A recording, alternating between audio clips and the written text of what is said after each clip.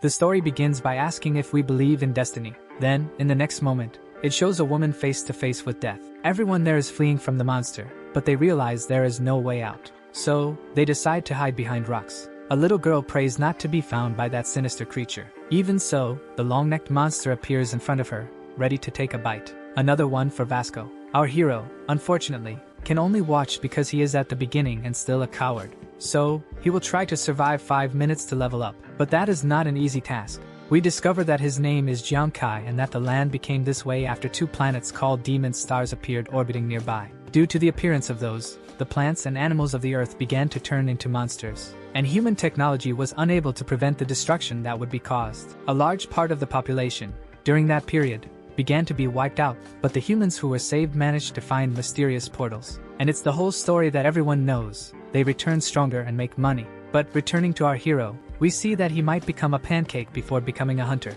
After eliminating everyone, only the MC is left to zero out the HP. But he won't let himself be defeated so easily, since his family had to work twice as hard as they already had to send him to the demon star. He knows he cannot let things end that way, as all the money saved by his family would be in vain. But while he was thinking, the monster didn't wait a second, throwing its spear towards our hero. Realizing this, he prepares to run towards the cliff and jump. As he fell, the monster tried to grab him in any way, but the system appeared congratulating him for completing the necessary objectives. Even after jumping off the cliff, he finds himself alive, complaining of pain. Slowly, he gets up and realizes that all his wounds have been healed. In the sky, a blue sphere begins to open, and the system notifies him that a goddess has healed him. The protagonist asks the girl if she is a deity, but receives no answer. And the system appears, notifying that the 2x multiplier is activated and there's a 1% chance that the super multiplier will also be activated. And when that happens, he will receive 10 times the programmed reward or penalty.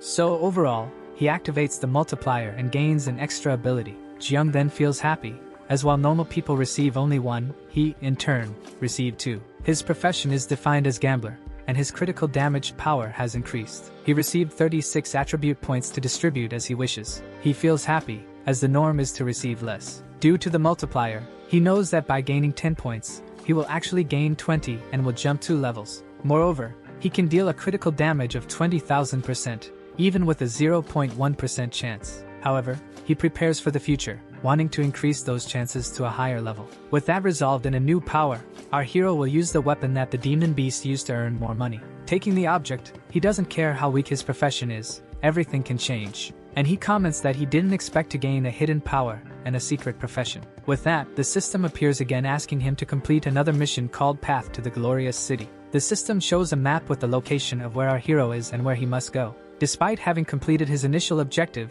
he knows it will be extremely difficult to reach this city, as it is surrounded by monsters. As soon as he speaks, suddenly, a roar begins to echo in that forest, and he hides in fear. A giant snake is fighting with a young man who is asking for someone's help. In question, the young man asks the snake not to come closer, as he has a phobia. Meanwhile, our hero continues hiding behind the tree, just observing. But the MC prepares to help Shuzi and tells him not to worry. Worried about the protagonist's appearance, Shu asks him to leave. But our hero doesn't want to hear any of it, as he feels stronger than before and throws his spear at the snake. The enemy is lifeless, and our hero comments that this was expected, as he used the muscular one as a distraction. There are still more of them starting to appear in our hero's field of vision. They realize this and worry that the snakes are coming closer and closer. While our hero was thinking about what to do, the man took the opportunity to hug him, saying he had never seen anything like it. Recovering from the hug, the MC explains to the young man that, by completing his task, he managed to change professions, gaining new skills. Shuzi, not wanting to be left behind, says he doesn't quite understand this and mentions that his profession isn't all that bad. It is explained that, on that planet, there is no way to know how many skills or professions a person can gain. It all depends on how they go about things. It is also explained that poor people cannot buy materials or even make profession swaps that would give them advantages, as it is expensive to do so. The young man's profession interests our hero, who asks how he managed it, and the man replies that it will be a long story. With that, they begin to collect the items from their enemies that were left along the way, wanting to trade them for money. All those items they picked up transform into cards to be stored in the inventory. However, while they were gathering the items, a girl appears calling for them, and they become startled, as they do not know her. She introduces herself as Sunwan and says she is having difficulty passing the initial test. She asks if she could form a group with them, and they respond that no, as they do not know her. She explains that her ability is useless in battle, but she can heal people, and for that reason, she asks not to be left alone. Crying, she warns that she can also transfer powers to their weapons, making them stronger. They are tempted to let the girl join, as she can do quite a bit. Our MC thinks carefully, as in this initial phase they find themselves in, they will need a lot of help to move forward. With no other option, they introduce themselves and agree to let the girl in. To lighten the mood, Jui makes a joke, saying that our hero only let her in because of her appearance. We briefly shift to another location in the city of Jiangzhou, at Portal 18. In the research laboratory, an old man comments that it is easy to find people due to the bracelets they distribute. Su Lulan, the inspector of the initial test, appears saying that of course, because the more expensive the bracelet, the better the accuracy of the object. The scientist replies that, based on the GPS location, many of the people have already been eliminated. He starts looking into Lulan's sister, and ends up saying that she is forming a group with 2 other people. The inspector calls her sister a coward, criticizing her for having warned her not to form a group with others. The reason is that the more people gathered in one place, the more dangerous monsters will start to appear. Sure enough, a monster with a human face appears behind them. We return to the laboratory, where we learn that 2 more have appeared as well. Sululan knows this is not good news, as those monsters are strong enough to take out a good portion of the newcomers. It is also explained that their incapacitation in that reality does not harm their bodies on Earth, but causes mental pain. This problem arises because their incapacitation in that world is as if it were in reality, causing extremely strong issues in their psychology. While the inspector warns that she will head to the location, wanting to save those 3, the scientist asks her to wait, as those 3 are not in trouble. Most of those creatures have already been defeated, but going back 3 minutes, those creatures were chasing the 3 fools. Noticing that 2 of his friends in the group would be caught, our hero turns back to face those creatures, telling them to go first. Zuzu then starts to cry, asking why, and our hero tells him to go quickly. In truth, the MC just wants to test his strength, using those creatures as a punching bag. So, jumping, he delivers an extremely powerful blow to the creature's chest. Thinking the result would be positive, he ends up getting distracted for a few seconds when, out of nowhere, that creature's hand throws him away. While he was down, he realizes he cannot finish this with just 1 blow. He prepares himself, as he is surrounded by those creatures. Despite this, he has not given up. The girl is the only brave one in the group, as she asks to go back and save the MC, and for some reason, Zuzu ends up having an existential crisis. Back in the normal world, Jui's mother asks the man why he gave her son the advanced class material. Even though her boy seems strong and big, he is actually shy, and she questions why the young man did that. He explains that, indeed, the son, despite being more fearful, is also the person with the most potential to overcome his fears. Now back on the demonic planet, there was the muscular one facing his fears. Then, he questions our hero about the reason he was protected back then when he was in danger. Kai responds that they are brothers and therefore, must walk side by side together while they eliminate the creatures. Still, our hero wants to know how his friend manages to defeat the human-faced beasts with just 1 punch. He wonders if this might be due to the boy's profession. The girl takes the opportunity to heal our hero while she still has time. Kai asks the girl to go hide, as she might get caught in one of the attacks. She remembers when her father passed away, as there was no one to help him since everyone was defeated. Then, she says that no matter the situation she is in, she will not leave her friends needing help to escape. Our hero begins to feel the effects of Sun Nanan's healing. He stands up, impressed by the girl's courage and ready to fight again. But still, he knows that even though the 3 of them are fighting together, it will not be enough to defeat those creatures. To defeat those things, he will use the girl to extract the venom from the snakes and imbue it into his weapons, having a greater effect. Handing over one of the snakes, he asks if she can heal and extract the venom at the same time. She replies that she will do her best. Our hero's weapon begins to change, gaining the power of poisoning. The plan so far has been successful, and his friend continues to fight without stopping. Magnificently, the girl is managing to control those 2 magical balloons perfectly. The 3 of them form the perfect combination.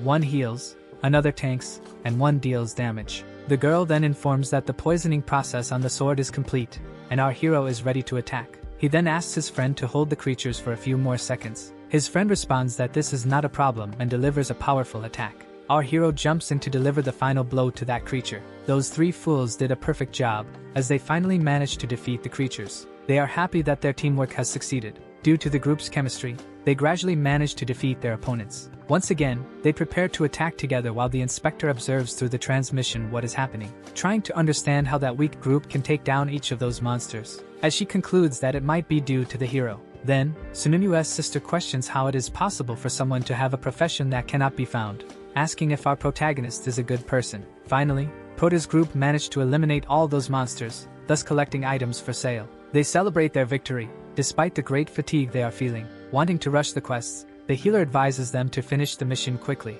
Juzi also thinks they should do that, but the hero warns that there is no reason to hurry. The reason not to rush to the end is that if they place among the top 3, they will earn rewards from the army. By defeating a good portion of their enemies, it will result in higher gains, as they have the skills for it. The other 2 then agree with what the MC is saying and, therefore, decide to do infinite farming. A few hours passed after they decided to farm. Juzi is surrounded by snakes, asking our hero if this method will really work. On a branch, our protagonist tells him not to be cowardly, as he has the profession of a martial artist and is also strong. Moreover, they have a healer on the team to help them at any moment. As things work this way, the boy gathers courage to finish off his opponents again. In addition to the protagonist, Kai is also helping him with the remaining ones, and by defeating those snakes, he finally reached level 10. He knows that, due to the rules of the demonic planet, only he will gain the experience, as he is the only one with the fighting skill. For his group, it was left only to choose to let him wipe out the monster race, and then let him level up first. After a hard day of infinite farming,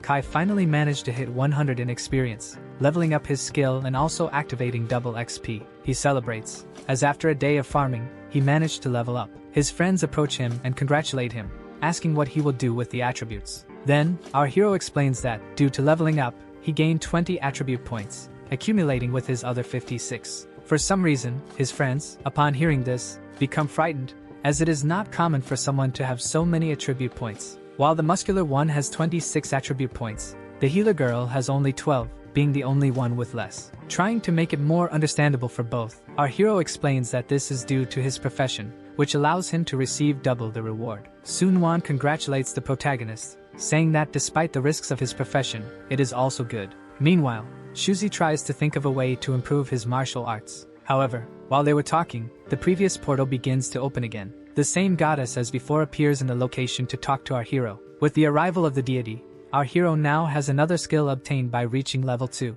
The healer and the muscular one are impressed with our hero's abilities, as this is not normal. One of the rewards given to our hero by the deity was the ghost hand. It allows the item to be thrown, having 20% penetration. However, if the user throws an item card, except for those for sale, its power will be increased by 200%, along with an increase in magic consumption. One of the other skills gained was the concentration of the ghost eye. It allows for an increase in visual range and tracking ability. Our hero is happy with the skills gained but comments that he still doesn't know how to use them, even though his profession is extremely suitable for him. 2 days later, the protagonist group is getting stronger. The scientist approaches the inspector and says it is satisfying to see that her sister is alive. This makes her extremely angry as she questions what he is trying to say with that. Despite the young man's words, she sets that aside, commenting that with our hero in the group, they have some chance of survival. As she spoke, someone with heavy footsteps appeared in the area. A guard appears, telling them to stay alert, as the training for the newcomers will become more dangerous.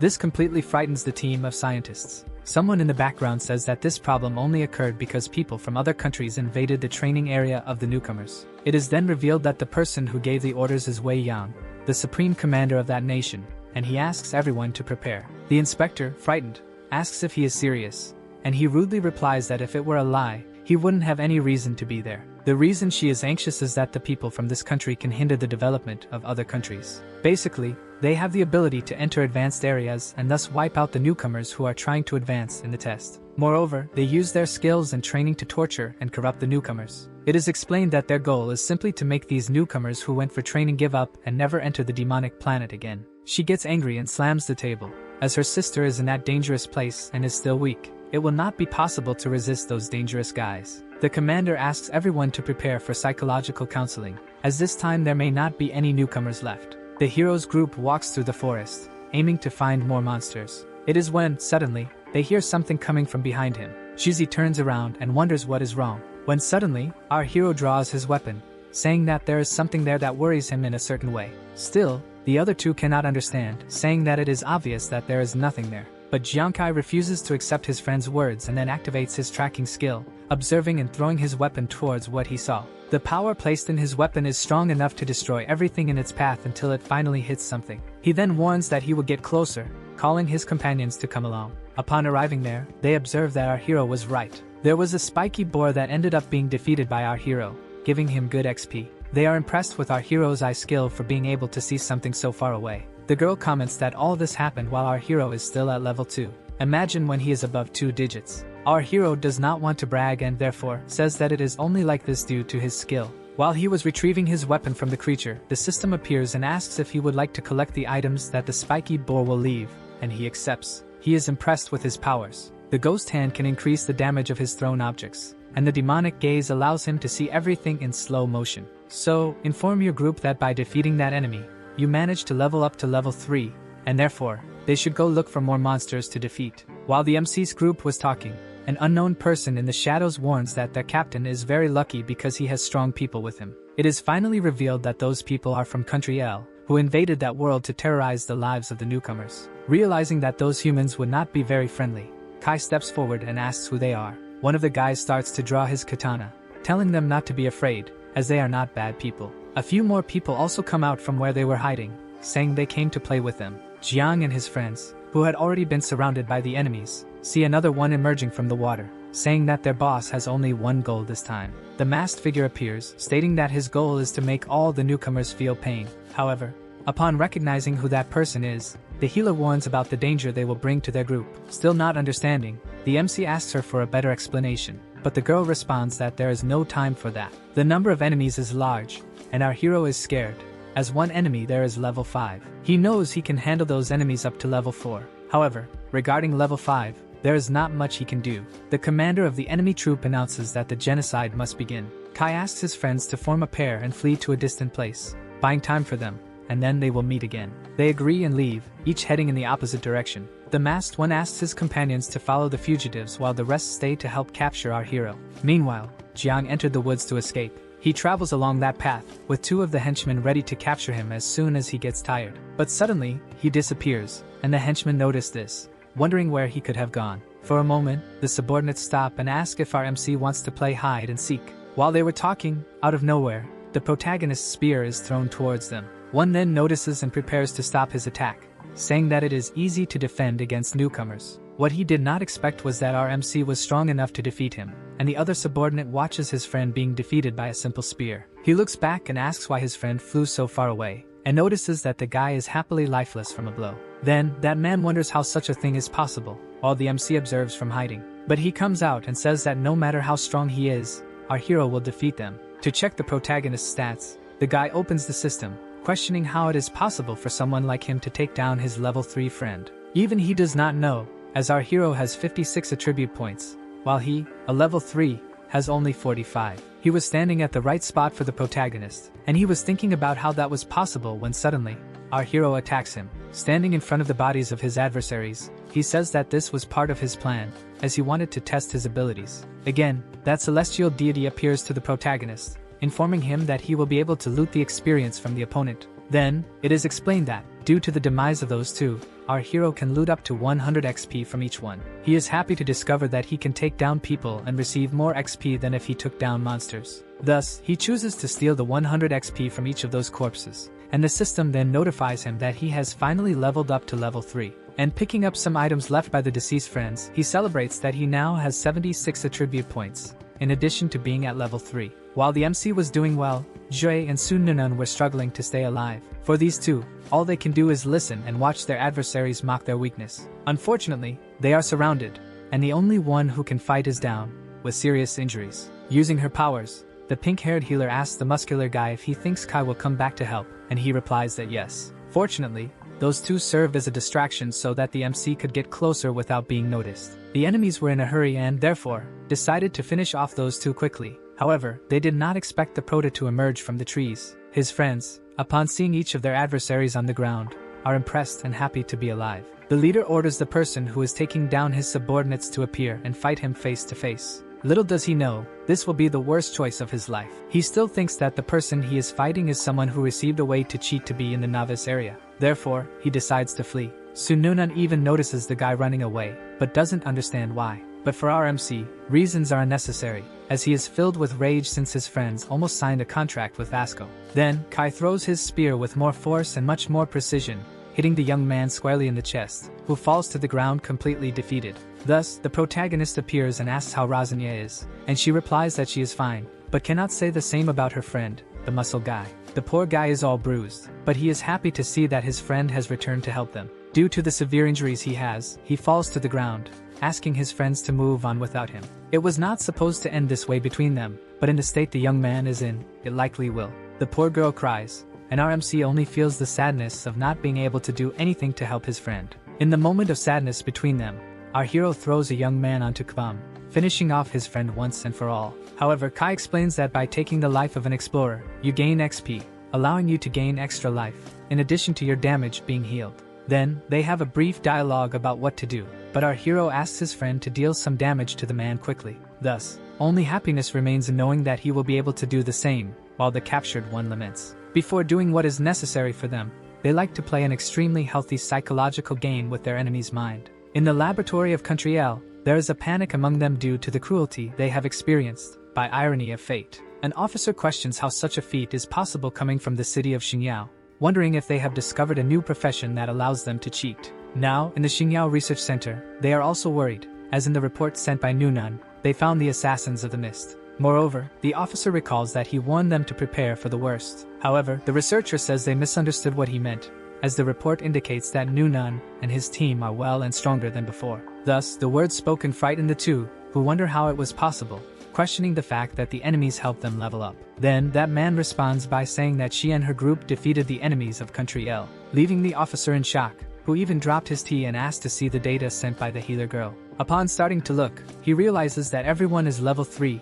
except for the MC, who has an unknown level. The inspector at the location responds by saying it is impossible for her sister and the martial artist to deal that much damage to someone, leaving only the MC. The gentleman says that his intuition suggests otherwise, but he cannot comprehend why Kai's level and profession are still unknown. With that, the optometrist responds that, according to the server, the reason is that the hero is using an ancient measuring artifact, thus complicating their ability to gather information. Additionally, the Supreme General finds all of this interesting and orders them to pursue information regarding the protagonist, wishing to see him soon. Putting all that talk aside, the guys take the opportunity to be happy for a moment, as they have gained new professions and skills. Possibly, the healer benefited the most, as she gained the ability to make people even stronger than they already were. And she also makes a good impression on our hero, who comments on being expected for this type of profession. Furthermore, the muscle guy takes the chance to ask if he is already strong, but Kai responds by saying that the guy is still level 3, while he himself is already level 4, which ends up scaring the muscular one,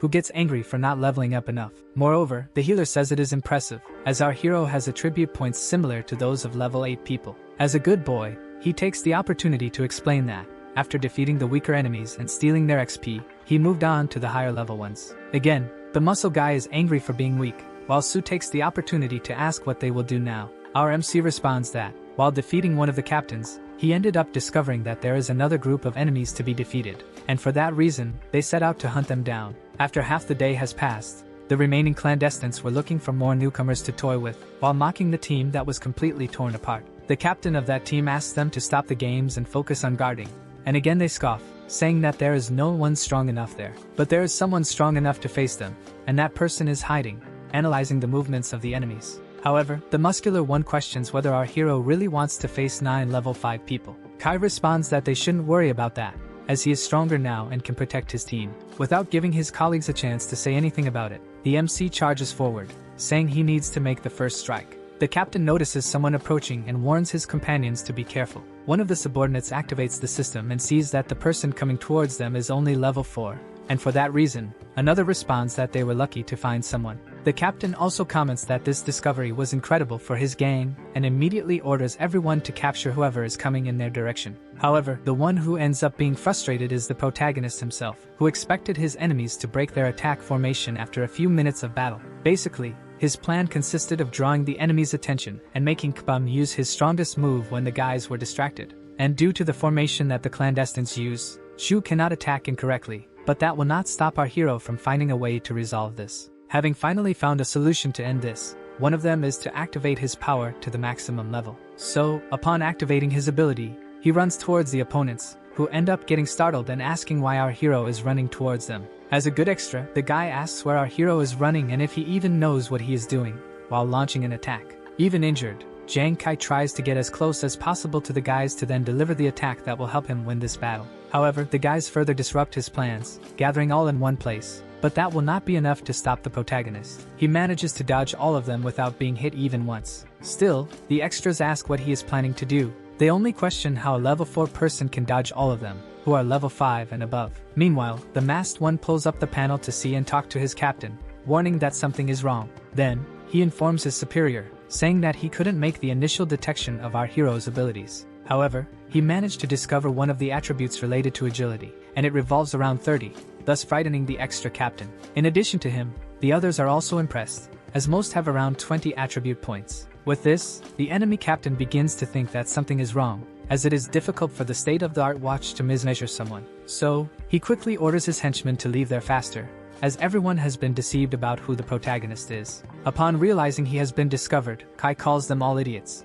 as they found out too late to stop him, or even flee from him. It may be too late for him, but that man will try to escape from the protagonist at any cost. However, our hero responds, landing a blow and saying it is too late to do that. Once again, all that is left for Beta is to fall to the ground in pieces, as he is on a different level from our hero, compared to strength. Our Prota asks who the next extra is. However, he does not let his enemies respond and begins to attack all at once, with hatred and fury. Wherever he passes, he leaves all his enemies fallen and sighs in relief, as he managed to defeat them without getting hurt or having much trouble. While his friend asked what kind of caged beast that was, he simply observes the system notifying and congratulating him for reaching level 5. The healer is impressed with the MC's strength, but reminds him that in the initial test, only reaching level 5 is allowed. His muscular friend questions whether that is the allowed ceiling for everyone. Our hero responds nonchalantly, saying no, and that they should actually hurry to finish off the remaining extras. When asked what to do now, Junkie Guy responds that he will lead his group to have their turn to gain experiences and level up. Once everyone has gained enough points and leveled up, they will go for the final mission. The muscular one celebrates, along with the healer, as it will finally be their turn to become strong. Our hero comments to his group about being close enough to the finish line and therefore, they should gain plenty of experience points. However, they must be careful, as strong monsters appear when, suddenly, they hear something that frightens them. Some bodies of monsters with human faces were lying on the ground. The hero's group, hidden behind the trees, questions the injuries they are seeing. To find out more, our hero activates his magical eye ability, wanting to be sure of what he is dealing with, and ends up seeing golden lights. While they were distracted, something behind them started coming in their direction, emitting the same golden light that our hero had just seen. Suddenly, that light emitted an insane aura, frightening the healer and the muscular one. That golden ball begins to move, passing between our heroes and destroying a good part of their clothes, until it finally heads towards our MC. This scares them, as they see something completely different, so those two injured ask him to be careful. However, none of this really matters to the protagonist, as he ends up stopping that object with one hand. Holding the creature, he realizes it is Ratatovsk, that golden ball, causing the muscular one and the healer to question why it is so fast. Reading the situation, our protagonist makes a joke, saying that it is not fast enough and is also fat. Upon hearing this, Ratatovsk starts to fight with our hero, asking him to take back what he said. Wanting to prove he is right, the protagonist releases Ratatovsk, asking it to run again and try to attack him. Then, Ratatovsk takes advantage of this, asking if our hero is making fun of him. Then, he activates the supersonic blast again towards the protagonist. The muscular one gets scared, thinking our hero might get hurt. However, nothing happens, as Ratatovsk is captured once again. Again, the young man releases that rat, saying it is slow enough not to worry about any attacks. The rat attacks our hero more and more. However, it ends up being captured over and over again. Kai impresses the other two, until finally the little rat surrenders. The protagonist explains to his companions that, by capturing that rat, it will not run away anymore. Moreover, the MC will try to tame that rat to use it in battle. However, he does not know if this will be possible, but he feels relieved to have managed to get some monsters to level up, asking Juan to take care of them. However, she is standing still, analyzing the cuteness of the little rat. Perkbum laments, as he does not know if his martial arts are as strong compared to the protagonists. When suddenly, someone among the trees starts to appear, saying that he finally found it after days of searching. That hooded man walks slowly down the clown stairs, until guards appear, welcoming him for completing the novice test. However, one of the guards laments, as there was another person who arrived at that place first, but he warns that the ranking does not matter, only the fact that he passed the test. However, the hooded one, with a strange demeanor, pushes the guard's hand away, saying he knows he was not the first to arrive there, but that it does not matter. Then, he starts taking out all the attack items he has from his inventory. The guards are perplexed, as they know it is possible to exchange undead cards for experience, and ask how he was able to kill so many monsters. It is at this moment that the young man finally reveals who he is. He introduces himself as the master of the Huang family, saying he is a member of the highest rank. His name is Huang Ye. This leaves the guards in shock, as they know that this young man's family is at the top of the city of Xinjiang. Moreover, one of the guards comments that he might be in the top 10 among all in the test. Huanye celebrates, saying that this day will be marked in history, as he will take first place in the novice test. Then, he shows his true face, asserting that the entire demon planet will belong to him. Meanwhile, our hero and his group walk through the forest, trying to find more monsters to hunt. Something strange happens. They have been walking for quite some time, but they are not getting closer to the end. Our hero thinks that the reason they are not finding anything is that they are carrying the rat, which has a strange aura capable of driving the creatures away. However, while they were distracted, something starts growling in front of them. A monster with sharp, enormous paws appears, leaving our MC apprehensive. It was a pack of shadow wolves. Moreover, the pack leader is present, shocking the group with what could result from that battle. Thus, they consider surrendering. Kbum is the first to give in to fear, saying that no rookie had ever been able to defeat shadow wolves before. However, for the protagonist, this is not a reason to run with his tail between his legs. Still, he acknowledges that it will be extremely difficult for Jue and Su to fight. They only had to come up with a plan for the two to escape first while he would stay behind to fight the wolves. As Kai runs toward the pack, he asks his group to work together to survive. Kbum is the first to use one of his ground attacks to delay the wolves. This attack allows the MC to advance through the creatures without taking any damage. Then, he asks Sunwon to use her ability to add poison to her sword so he can fight. Our hero throws his spear in hopes that his attack will succeed, but the wolf manages to repel it, causing no damage to him. This astonishes the three, especially our hero, who questions why his spear did not penetrate the wolf. Thus, the pack leader growls, causing all the other monsters to charge at the protagonist's group. While Su and Kbum do everything to survive, they end up asking Kai if there is another way to win this battle. But while fighting the leader, the MC knows he cannot simply get past that defense when he accidentally wakes up Ratatovsky. First, he tries to understand what is happening when he realizes that the wolves are to blame for waking him up. While the boy does everything to survive, the little mouse becomes extremely irritated, unleashing its fury and attacking those creatures. Wherever it goes, a bite is left behind, and that is when Kai realizes that the little mouse has caused damage to the pack leader. Then, he activates his ocular power to make sure of what he is seeing. Once he confirms that the attack worked, he feels happy because now there is a way to deal damage. Thus, he prepares to attack again, knowing that the perfect defense is not so perfect after all. Then, he charges at the wolves, attacking all while throwing needles to cause even more damage. Again, he feels happy because, as he thought, attacks in this manner would yield results. However, he knows he cannot keep his power activated for too long. So, to finish everything at once, he raises his strength level even higher,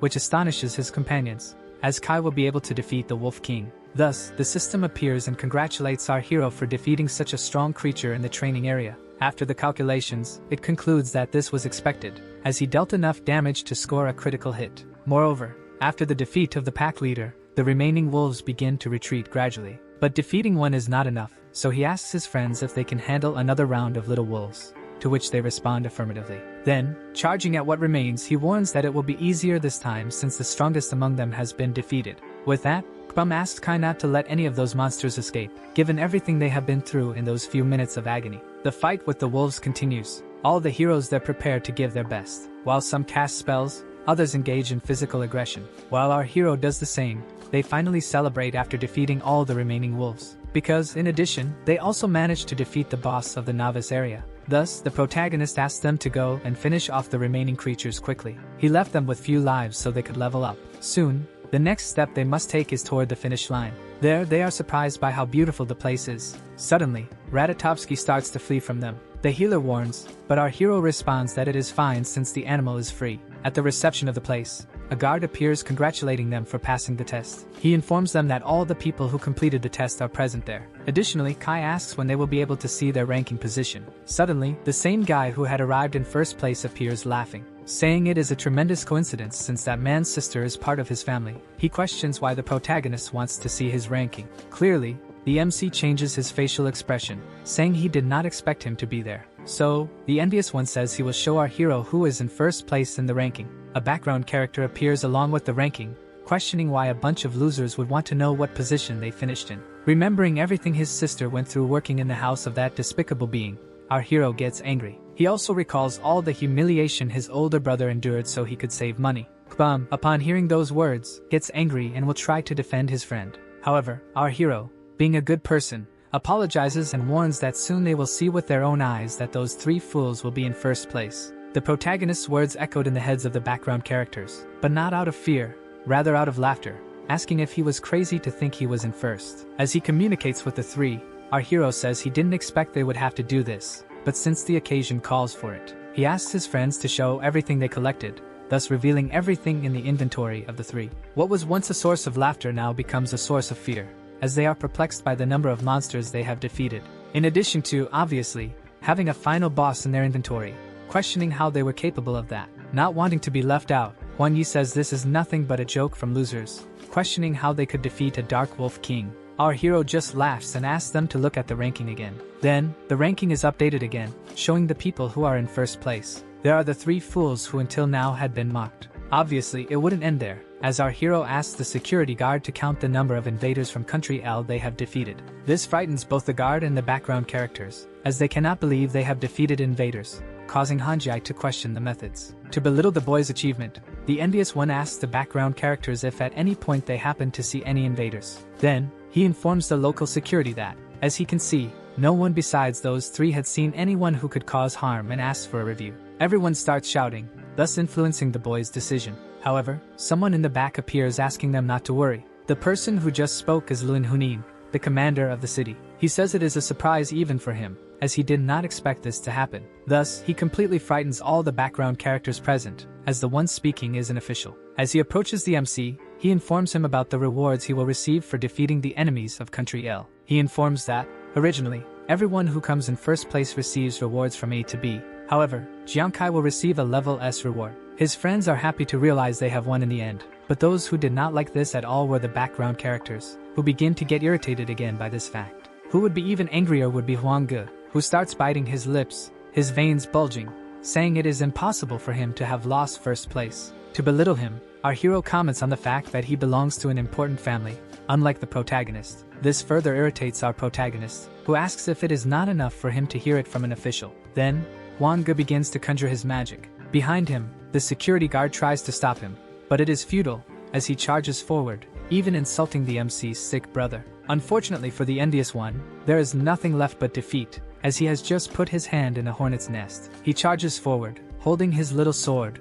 warning to be careful, as otherwise he will end up with the protagonist's sister. For him, there is nothing left, as he was completely struck by Kai, who landed a precise blow in the middle of the boy's chest. However, some who were present at the scene begin to question Huang's audacity, as he belongs to one of the best guilds in the country. Wounded and sitting on the ground, trembling all over, he asks how the protagonist dares to attack him without knowing about his relevance to the world. Our hero responds by saying he doesn't care and that if he speaks about his family again, the consequences will be worse. Our hero walks towards him, saying that for him, his family is the most important thing, and anyone who speaks or touches them will suffer consequences. Everyone stands still, doing nothing, just watching what Kai is about to do. No matter who or what, everyone will suffer the same way. He then plunges that spear into the boy's chest, completely ending his life. The system notifies that he received only 6 experience points. He ends up mocking, as the fact is that the guy belongs to a large family and, even so, is useless enough not to have enough experience points. Quickly, everyone present,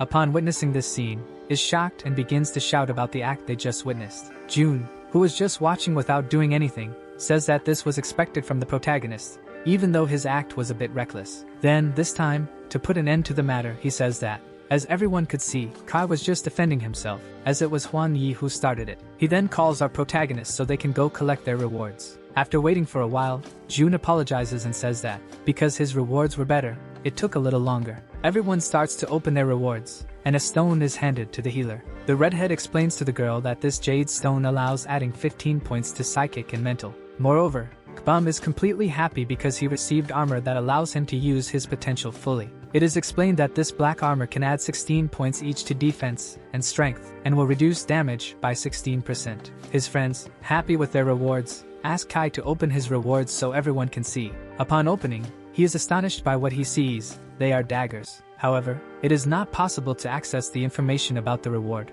as they need a special card for that. Thank God, Lu Jun has a rabbit and will give it to our hero so he can identify the daggers. The weapon our hero received is known as the Ninth Tribulation.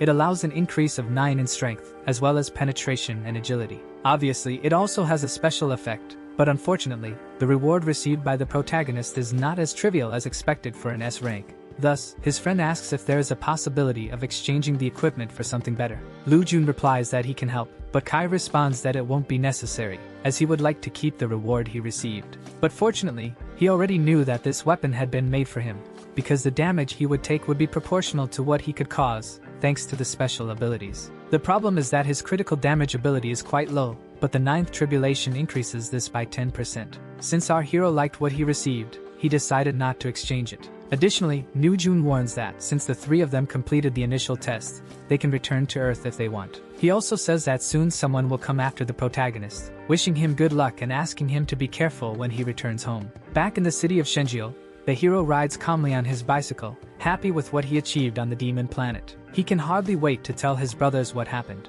But when he gets close to home, he notices several luxury cars in front, finds it strange, but initially doesn't think much of it. Upon opening the door, he calls for his brother and asks him to guess what happened in the novice test. But looking at the sofa, he notices someone with an evil aura. Sitting there is Huang De, who says, "After so long, someone finally showed up asking how the protagonist's test went." Our hero is startled to realize who it is and asks what that man is doing there. But there is no time to question. Someone attacks from behind, leaving him no chance to react. Holding the crazy stain, Huang De asks if he knows what happened to Huang Yi after what went down on the demon planet. Then, the man explains that his brother will be out of action for a month. But for our hero, the result will be permanent, because he intends to finish off the MC once and for all. Just as Kai was about to be hit, someone breaks down the door and defeats 2 thugs holding him, also hitting Huang De. It was the commander, the same one from the research center, who appears behind the hero, saying that he had asked to be informed. "Be careful when you return." Accompanying the officer was Sun Wan's sister,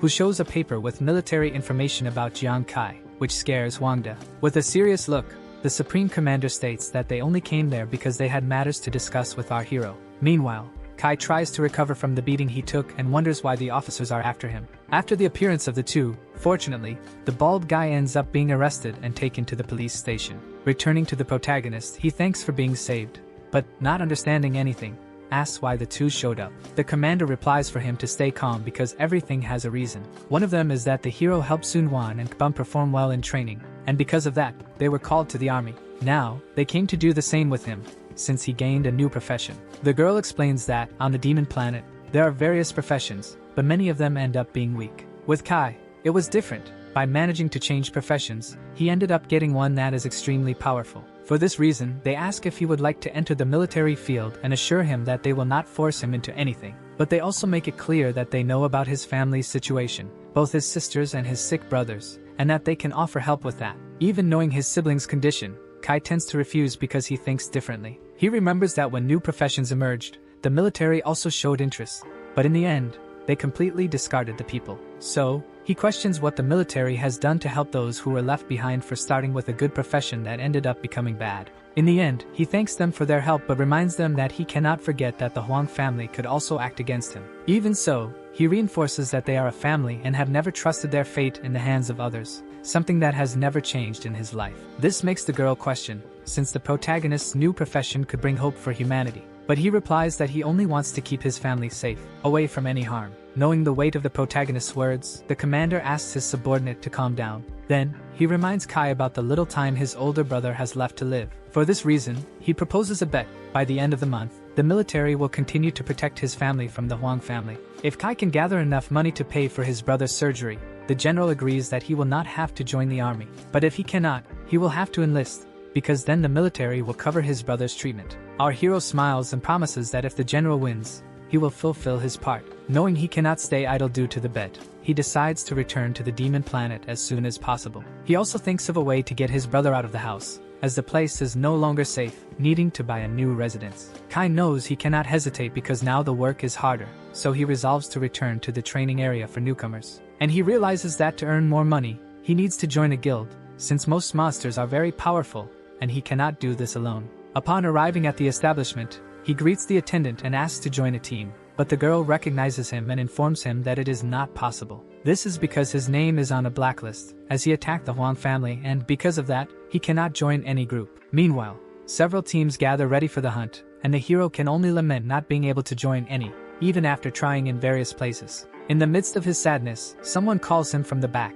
It is Hu Nun, a seer. She says she can point out the best place for him to hunt monsters and earn money, but this information costs $100. Our hero does not like being bothered and replies that he is an atheist, does not believe in that kind of thing, turning his back to continue on his way. The girl tries to insist, asking him not to leave and to listen to her offer. Upon hearing that it would be free, Kai turns back, overjoyed, saying that it is never too late to change his mind. Hun Yen gets angry, realizing that he only returned because he heard the word free. Even so, she pulls out a kind of book from a portal and begins to cast her magic on it. Then, she reveals to the hero a crisis he will face in the future and warns that if he does not want to get involved in this, he should go to the Valley of Kings. In any case, the girl's words lingered in our hero's mind, because he knows that even with the Huang family wanting to harm him, they cannot act so easily. Still, he needs to take precautions. The most obvious choice for the Huang family would be to send soldiers to the Ash area. Kai also remembers the Victoria area, but that is only for those above level 15, so he knows he cannot go. Only the Valley of Angels remained, as perhaps the Huang family had not even thought of sending someone there. He decides to show what he is capable of in that area so that the Huang family never tries to mess with him again. Before leaving, he says goodbye to the girl, thanking her for the advice, which confuses her because she had told him to go accompanied by a group. But in the end, it's not her problem. All she hopes for is not to receive 5 negative reviews afterward. Some time passes,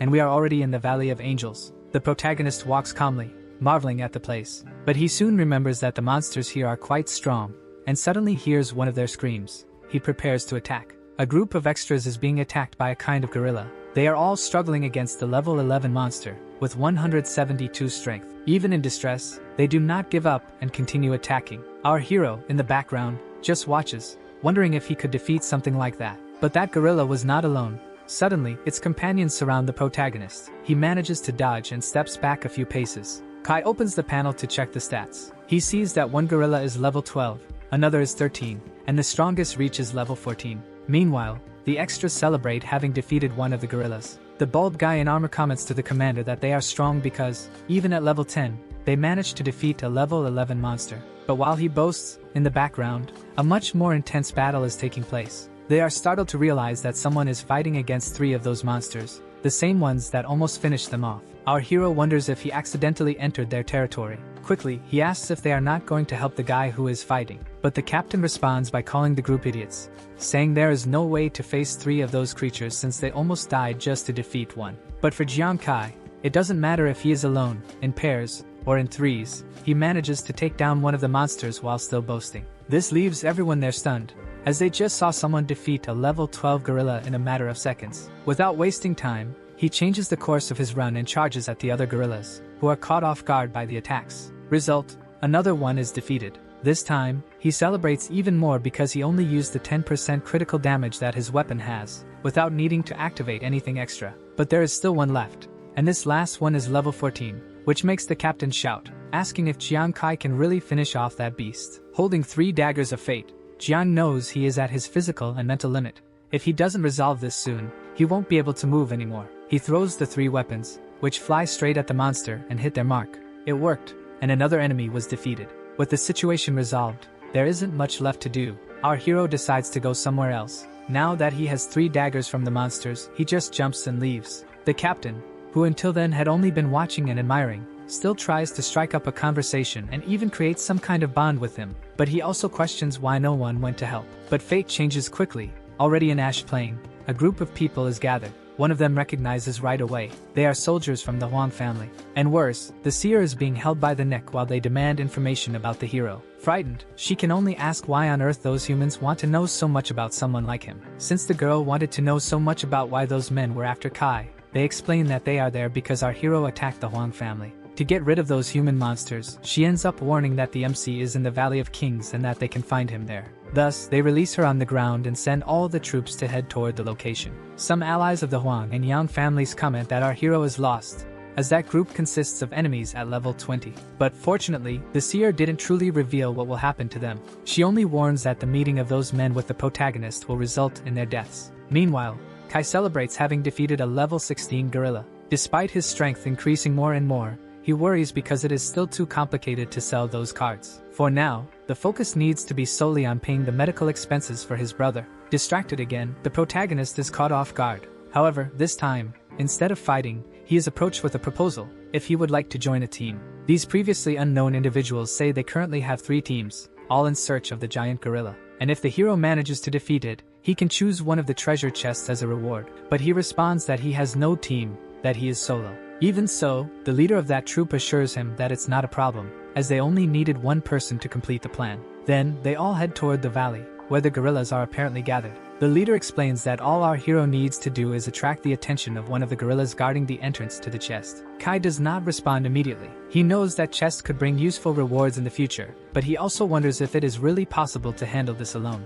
And the doubts only increase when he remembers the team that asked him to join. They are too strange to trust blindly, and he knows that. Still, fleeing is not an option because that group will not let him escape so easily. So, by accepting the deal, everyone heads toward the monsters, including our hero, who will have the mission of attracting the attention of one of the most powerful. The leader is impressed with the protagonist's skills, but warns his group that, by the end of the battle, he will have one less team to command. The battle in the background continues to intensify. Running away, the protagonist knows that if he were just an ordinary guy, that gorilla would have taken him out a long time ago, but since it's him, no one can stop him. Then, he starts using every strong attack he has until he finally manages to defeat the level 15 gorilla. He is happy, thinking he will be able to take up part of the treasure, but unlike him, the rest are not as strong as they seem and are struggling. Kai comments that he didn't expect it to be so easy to reach the treasure room and that chest must have items worth a lot of money. But while he is distracted, a white liquid starts to drip down his shoulder. This liquid belongs to the final boss, which scares the hero and triggers the fight. This gorilla is completely different because, in addition to being level 20,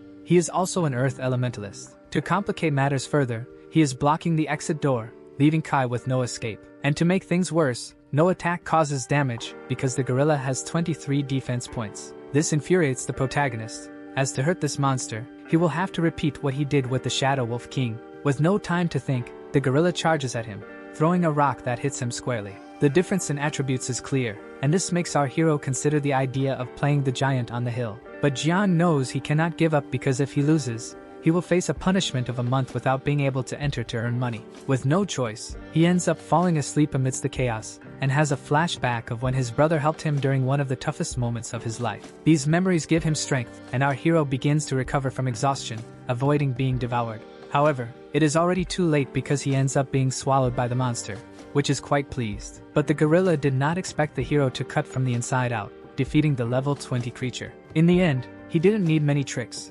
just being digested and attacking from the inside out, breaking the defense, and claiming the treasure chest. Sometime later, the henchmen of the hooded leader manage to defeat the gorillas and are going to divide the treasure. However, when they enter, they realize that the chest has already been looted, leaving the leader furious, wanting to know where it went. One of the subordinates says he saw the hero entering the cave but thought he was hallucinating because he didn't believe he would come out alive. Then the conflict begins among the extras, as some want payment, while others complain about the wasted time, planning everything. In the end, they realize they were made fools. One day after the escape, the protagonist finally prepares to see what is inside that chest. Upon opening the chest, the protagonist's eyes shine with joy, for inside there are as many monster cores as there are rare equipment he can wear. However, something different catches his attention even more, a pair of gloves he has never seen in his life. When equipping them, he realizes how powerful they are, giving him a slight upgrade in agility and strength. Wanting to test his new equipment, he throws the daggers into the void but notices they have a fiery power embedded in them.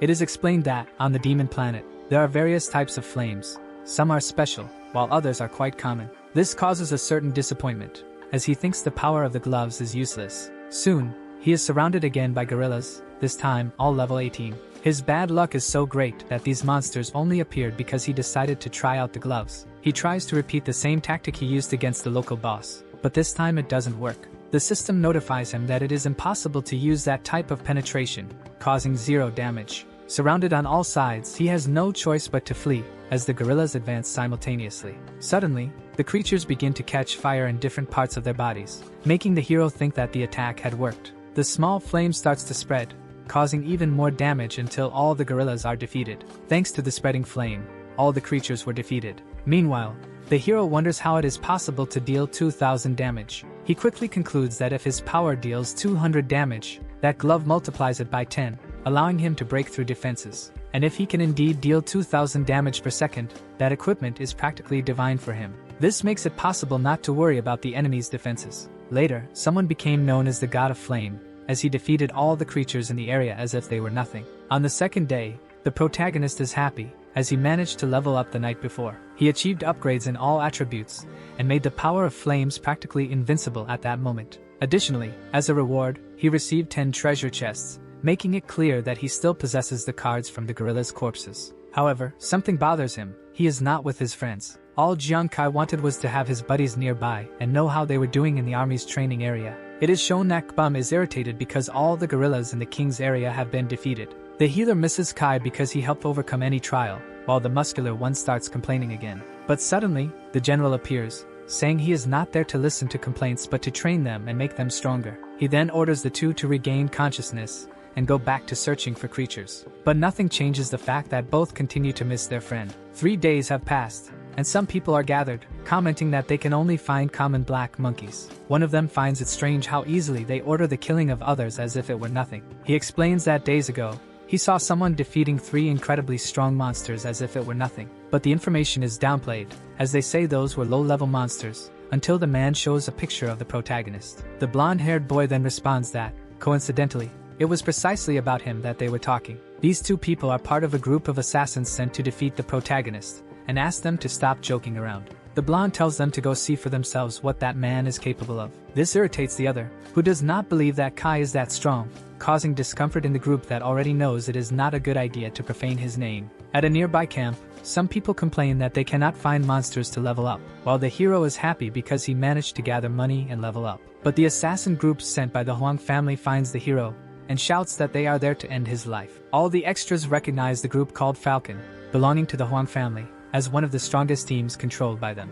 For the protagonist, that is nothing. He simply asks why the Huang family sent them there. The leader responds that they are there because of what he did in the training area for newcomers and that they will not let what happened to Huan Ye, the family master, go unpunished. Quickly, everyone gets into battle position, ready to hunt the hero, who dodges an attack and remembers that it was Ye who started everything. The enemies respond that they do not care about right or wrong, they are just there to defeat the protagonist. The hero replies that if that is the case, he has no choice but to give them what they desire. He throws his flaming daggers at the group, but they barely dodge some attacks. The enemies mock him, saying he is throwing little flames that don't even deal damage. The extras comment that it is shameful to use that kind of power in a fight, but Jiang knows very well what that small flame is capable of and decides to just watch his enemies burn from their own selfishness and greed. But as we know, that was not just a small flame. It quickly begins to spread across the leader's body. In the end, there are no witnesses left to tell of the protagonist's deeds, as everyone starts to combust at the same time.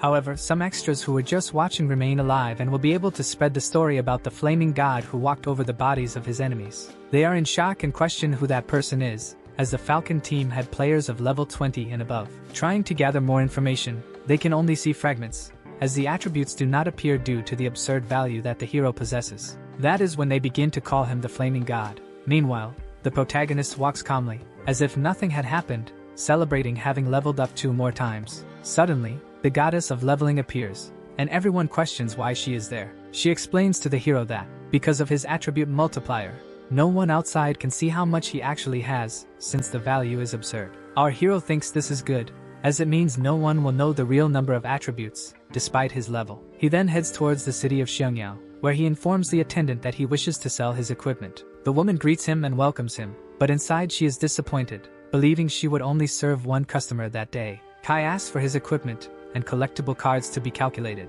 To that beautiful lady, the hero doesn't seem to have much profit, but she is soon surprised. He shows that he has several cards of the giant black monkey, not just one, but many of them, in addition to treasure chests. The amount of items is so great that it obstructs the girl's view, and he even asks if she can see properly. Kai says he would like to sell all of that at once, which startles the attendant, as she knows that most hunters sell by piece and not in bulk. Still, the girl gets excited and assures the protagonist that she will do everything to calculate all the items as quickly as possible, as well as give him a greater profit. As she begins to do the calculations, they arrive at a total of 180,000 coins from the demon planet. She explains that all collectible monsters yield around 10,000, while treasure chests are worth about 170,000, which makes the protagonist happy, because with 180,000 coins from the demon planet, he will suddenly have 18 million coins in his real world, and that will be enough to cover his brother's treatment. Thus, the hero walks calmly through the city, as he will not need to join the army, in addition to covering all medical expenses.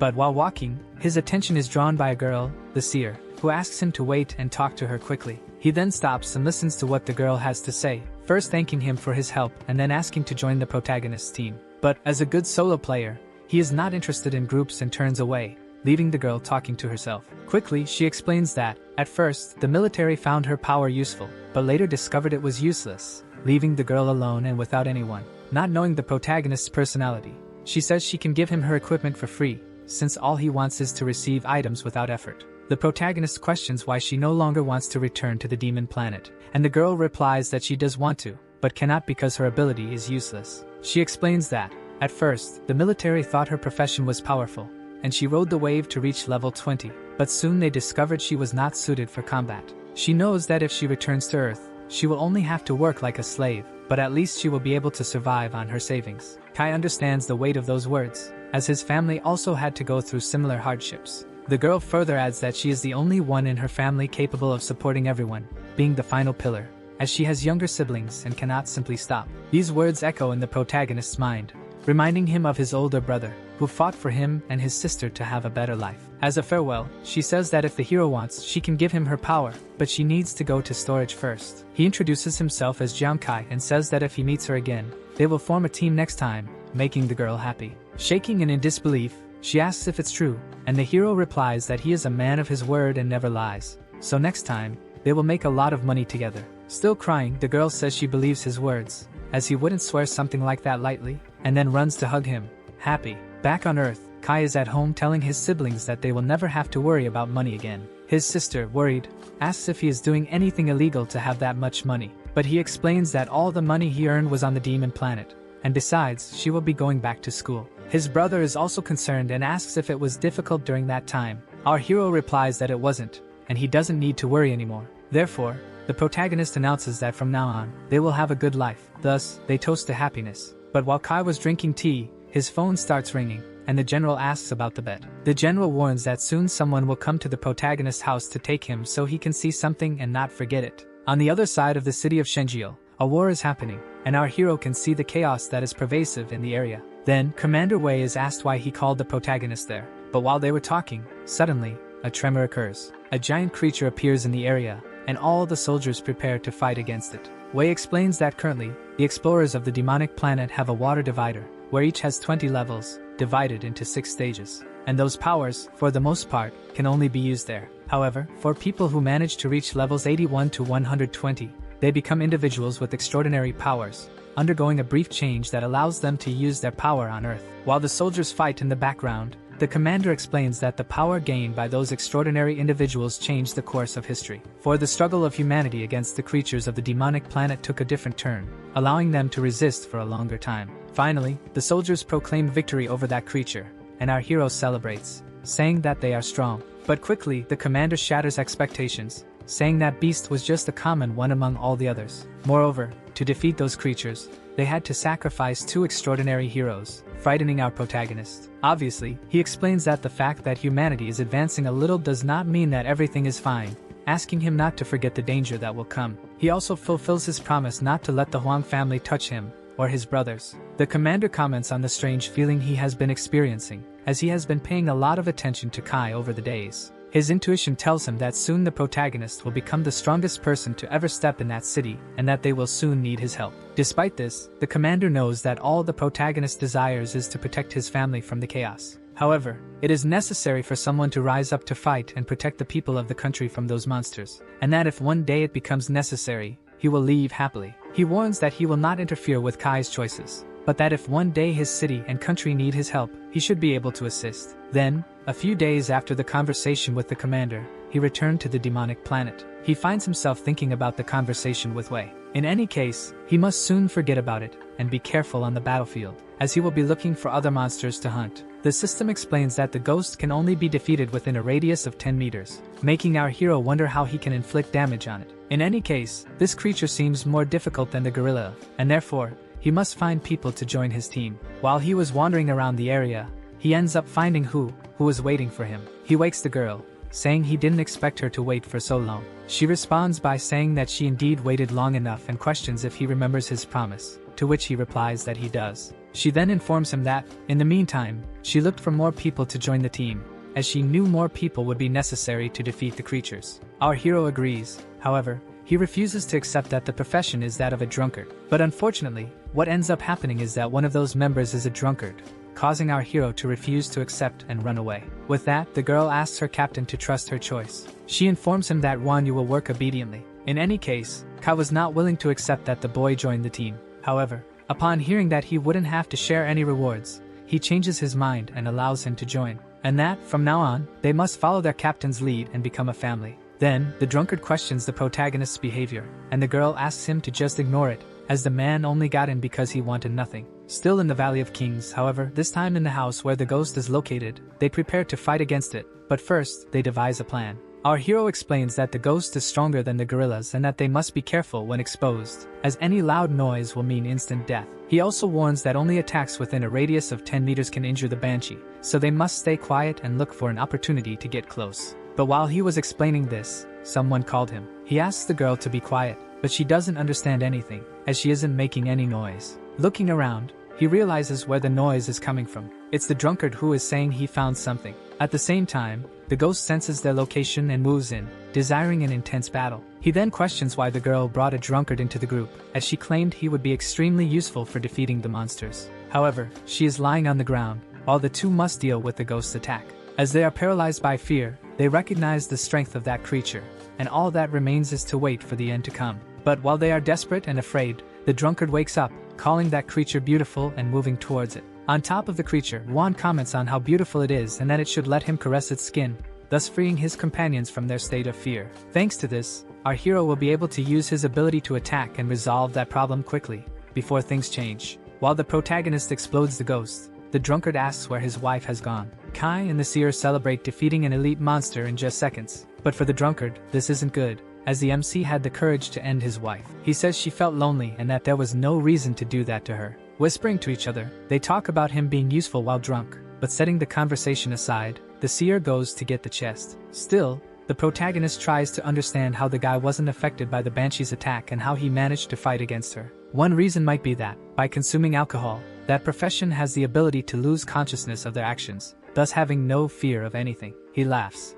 as he has found something important to him. Meanwhile, the seer returns with the treasure chest. Our protagonist laughs even more, saying that Wan is important for defeating the banshee ghosts. With a powerful weapon in their hands, they head to the other cabin, where there is another opponent. There, they wait for her to respawn so they can fight. The team captain orders that the young man attack the ghost in front of him. So it is done. He charges in, calling her his wife again, unaware of his actions, grabbing her and calling her beautiful. Our hero takes advantage of the situation to attack the ghost immediately, giving no chance for a counterattack. Like the other, the creature begins to catch fire, and the system notifies her demise. The poor Wan can't take it anymore, having his wife killed again by the protagonist, and he starts to complain while crying. However, none of this matters to the protagonist, and it is clear that they will only wait for his sobriety to attack other creatures again. The infinite farm doesn't stop, and 3 hours pass. The three are again attacking the banshee ghost, while Wan complains about what is happening to him. But for our hero, this doesn't matter, as all he desires is money. The poor drunkard suffers, as he has already had 35 wives taken from him. But for the protagonist, none of this matters. His focus is solely on profit. Moreover, the protagonist celebrates reaching level 14. Wan, with a broken heart, just listens to the plan those two have for how to use him. It doesn't stop there. In his thoughts, our hero comments on the skill cards he obtained in the cabin. One of them is the Rain Prayer, which can be used by people with strong mental power, and if the terrain is suitable, its potency can increase even more. The most suitable person to use the card is Hu, and so the protagonist gives it to her. Happy, the girl thanks him, saying that she will finally have some utility in battle. She even bows before her captain, offering loyalty, but Kai asks her to stop, saying she earned the card on her own merit. The only downside is that the other card has hidden information. Still, the protagonist decides to use it, believing that, somehow, it might work for him. Upon activating the ability, the goddess of skills appears, revealing its information. This new ability allows the hero to absorb attributes from his enemy for 30 minutes, after which the effect disappears. For Kai, however, this doesn't seem very useful. He complains, saying that the ability should be extremely powerful, but it is the opposite, weak and useless. Meanwhile, the drunkard wakes up confused, and the seer teases him, reminding him that he had 35 wives in the last few nights. One then remembers and starts to vomit. Then he starts to cry, saying that he was not useful to the captain and that, if it is his wish, he can leave the group. But for the MC, Juan was extremely useful. As a reward, he gives the drunk a new piece of equipment. Kai explains that without him, they wouldn't have been able to defeat so many banshees and that Juan has become an important part of their strategy. Still, the drunk hesitates, saying he wasn't as effective as he would have liked. But the protagonist insists that he accept and also hands equipment to Hu, asking her to take it. The two are happy, as they finally have a captain they can trust and feel they have real utility in their team. Back in the safe area to exchange their items for money, the attendant informs the protagonist that he has accumulated 840,000 star coins. Kai is beaming, as this amounts to 84 million on planet Earth. In addition, he keeps some equipment for himself, pants that help him hide without being detected, a chess piece that can nullify attacks in critical situations, and an old glove that increases critical damage. He feels that if he faced a level 20 adventurer, he could easily defeat him. While still immersed in his satisfaction, Babinho appears carrying a pile of wood. Suddenly, he throws a dagger at the protagonist, asking to check his stats. Kai, surprised, asks what he is doing. The thrown dagger returns to the drunk's hand on its own. He explains that he noticed the captain's difficulties in retrieving his daggers during fights and is excited because he won't have to worry about the number of daggers he has anymore. He continues, saying that upon returning, he can deal damage to anyone nearby. The protagonist comments that he didn't expect such talent from the drunk. Juan, suspicious, asks if the captain really believes he has any skill. He swears he does, but ironically, a lightning bolt strikes behind him, as if to contradict him. The rain begins to intensify, and Juan asks why the captain is lying. At that moment, the seer appears, saying that she has finally learned to use her power. Kai, however, comments that that ability still seems useless, but acknowledges that if the purple one can make the rain more intense, it could help in the future. Who promises to train even harder to be useful to her captain, and he is pleased with the evolution of his team. In the background, some men complain about the rain, worried that the equipment meant for the Huang and Mali families might be damaged. Upon hearing the name of the Huang family, the protagonist asks them to stop and explain that the family plans to take 200,000 people to the frozen island. Moreover, other forces will also join to exterminate the monsters in the area, adding that every man has a responsibility to uphold. After explaining, they begin to leave the area, saying they have more important things to do, leaving the protagonist thinking about Huang Yi going as well. Furthermore, now that the god of the demonic planet is causing problems, the entire nation needs to unite and fight against the bosses in the area, as that is the only way they will win the final war. It is also explained that the monsters are divided into a hierarchy, consisting of normal, elite, warriors, kings, and commanders, in addition to, obviously, the guardian. And to complicate matters further, all creatures of elite level and above are extremely terrifying, questioning whether the Huangs will actually do this. Perhaps the Huang family has indeed changed their behavior, and now thinks for the sake of humanity. Just as the army commander had said, if this war is about to begin, the protagonist wishes to go, as he is also part of the country, and it is his responsibility as a hero. So, he heads towards the frozen island and complains about it being too cold because Kai didn't buy suitable clothes for the weather. Suddenly, a man calls out and asks which team they belong to for being there. The protagonist asks why they shouldn't walk in that area. Then, the man replies that there are submerged monsters there and any movement could wake them up. Just as the man had said, the first creature appears, known as Fishman, level 22. Thanks to their agility, Kai and his team are not hit. Meanwhile, the men watch, saying that those three are idiots and will therefore be unmade. Unfortunately, the specialty of those creatures is close-range attacks, leaving only pain and suffering for his team. However, we know that for the protagonist, that is nothing, as his strength is extremely superior. A single attack using his flaming daggers was enough, terrifying the onlookers above. That even served as a warm-up for Kai, as he no longer feels cold, in addition to the fact that he comments that his strength has 76 experience points. However, he shouldn't place too much importance on this damage, as it is just a conservative estimate. Meanwhile, he knows that no one will resist him, whether they are creatures or adventurers of level 20 or higher. The seer runs towards the hero, saying that she managed to get the collectible card of the monster fish. He thanks her and warns that they should leave that place soon, before another monster appears. Additionally, he asks the three bystanders if they know where Wei is. They leave their spot, but the hero cannot find who he is looking for, even though it is the place the men had mentioned. Moreover, he had left Juan and Hu behind because he didn't want them to be involved in this battle. While Kai was distracted, Huang Wei appears accompanied by his men and calls out to the protagonist. Thus, he comments that it is impressive to know that this young man is willing to fight against someone so strong for the sake of his country. However, while the hero was speaking, he is caught off guard by an attack from Huang Wei, who is still angry and has unresolved issues from the past. The blonde explains to the protagonist that, thanks to him, he had to undergo therapy for a while to recover. And now he appears wanting to be friends. In addition to talking about wanting his revenge, he says that since that day he has been tormented by people due to shame, but he was warned by the army that he should leave Kai's family and him alone.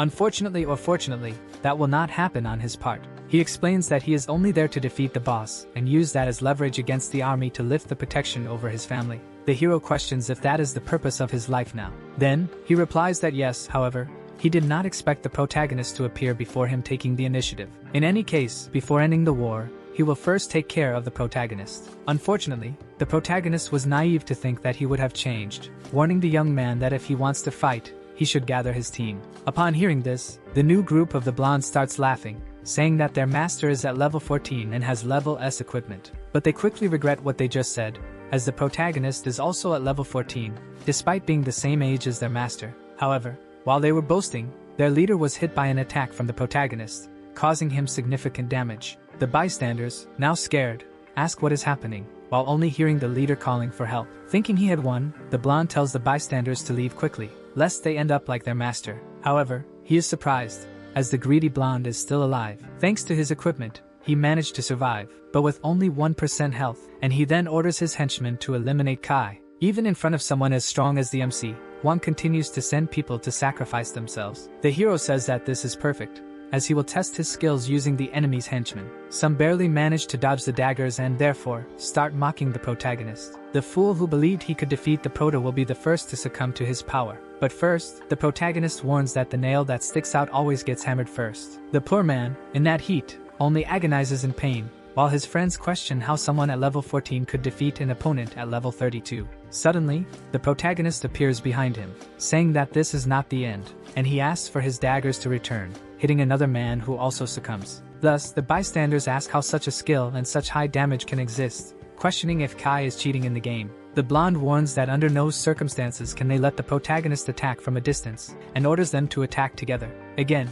Wang Yi believes that by preventing the protagonist from fighting at a distance, he will achieve victory. However, the opposite of what was expected happens. His henchmen end up being roasted before his eyes, while the hero walks towards him. As he advanced, he said that it didn't matter if he faced an entire group or just one person. In desperation, the blonde questions the vast difference between them and how Kai can fight so easily. Summoning his magic, the protagonist says that he was willing to leave the past behind, but since the man is determined to kill him, he will make his trauma increase. Thus, he drives his sword into the enemy's head, who screams in pain before completely succumbing. A few minutes passed after defeating his enemies, and he comments that he did not expect that group to take him to level 17. However, what he did not expect was that the system would notify him of a penalty for defeating more than 10 adventurers from the same team. The punishment he will receive consists of the fact that all players around him will know his exact location. Thus, Kai is frightened, as he knows that this penalty will bring him immeasurable losses. Moreover, he remembers that, due to his talent, there is a chance the penalty could increase tenfold if he is not lucky.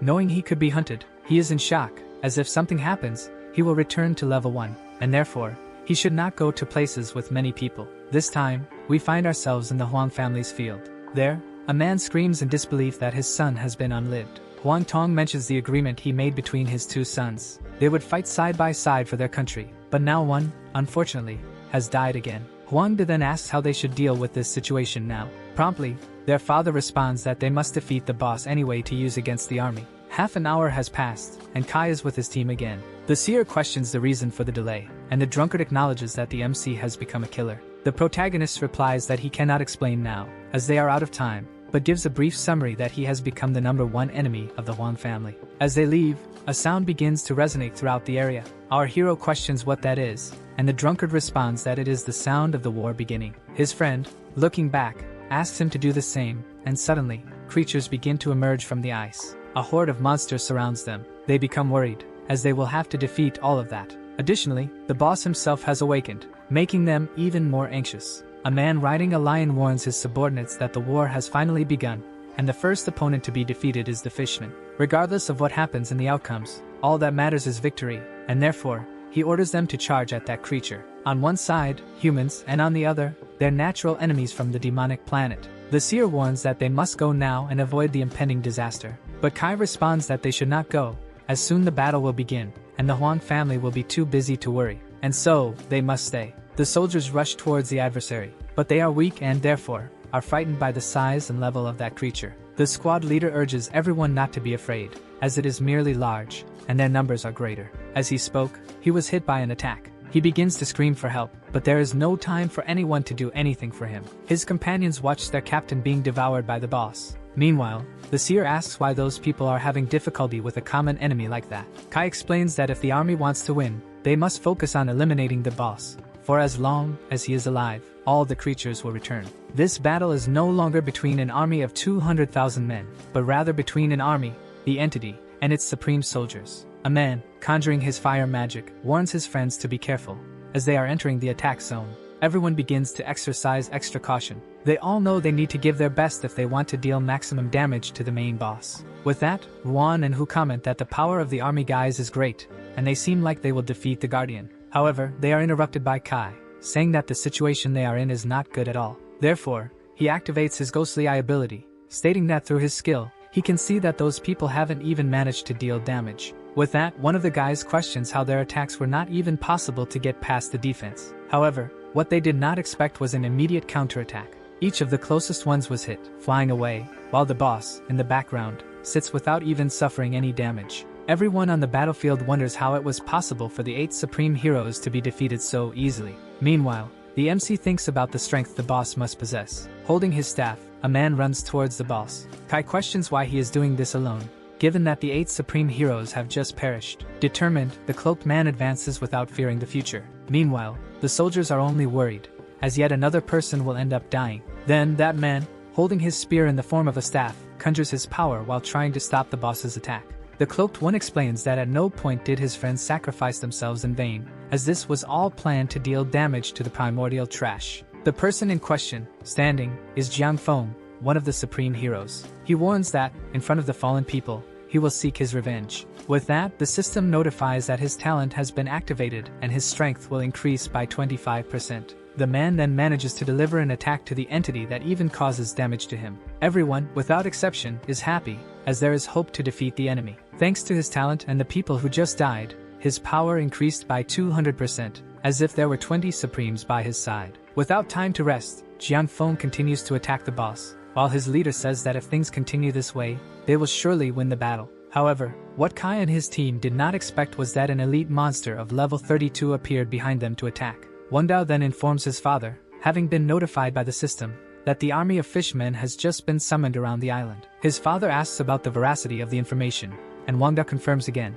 saying that all the monsters that just spawned are level 30 and above. Wang Dao's father complains, as now that they have managed to stabilize the battlefield, other enemies appear. Thanks to this system, he found a balanced way to divide his men. He knows that they cannot be caught off guard by the enemies, as this would make Jiang Feng unable to kill the boss, and many soldiers would lose their lives. The general asks his son how long it will take for the fishmen to reach the battlefield. He replies that it takes about 10 minutes, and the time Jiang Feng needs to defeat the boss is 30 minutes. While they resolve the issue of the army, Kai was fighting against his enemies alone, defending his team. The seer, afraid of what might happen, warns that they must leave the area immediately. The hero refuses, knowing that if those fish get through, they will upset the battlefield, resulting in the failure of the war. Unfortunately, the protagonist finds himself in a dilemma, as the Huang family deserves to lose, but those 200,000 people there do not, as they are innocent. Again, Kai remembers what the commander of the main army had said: there would come a time when he would have to take responsibility to save his country.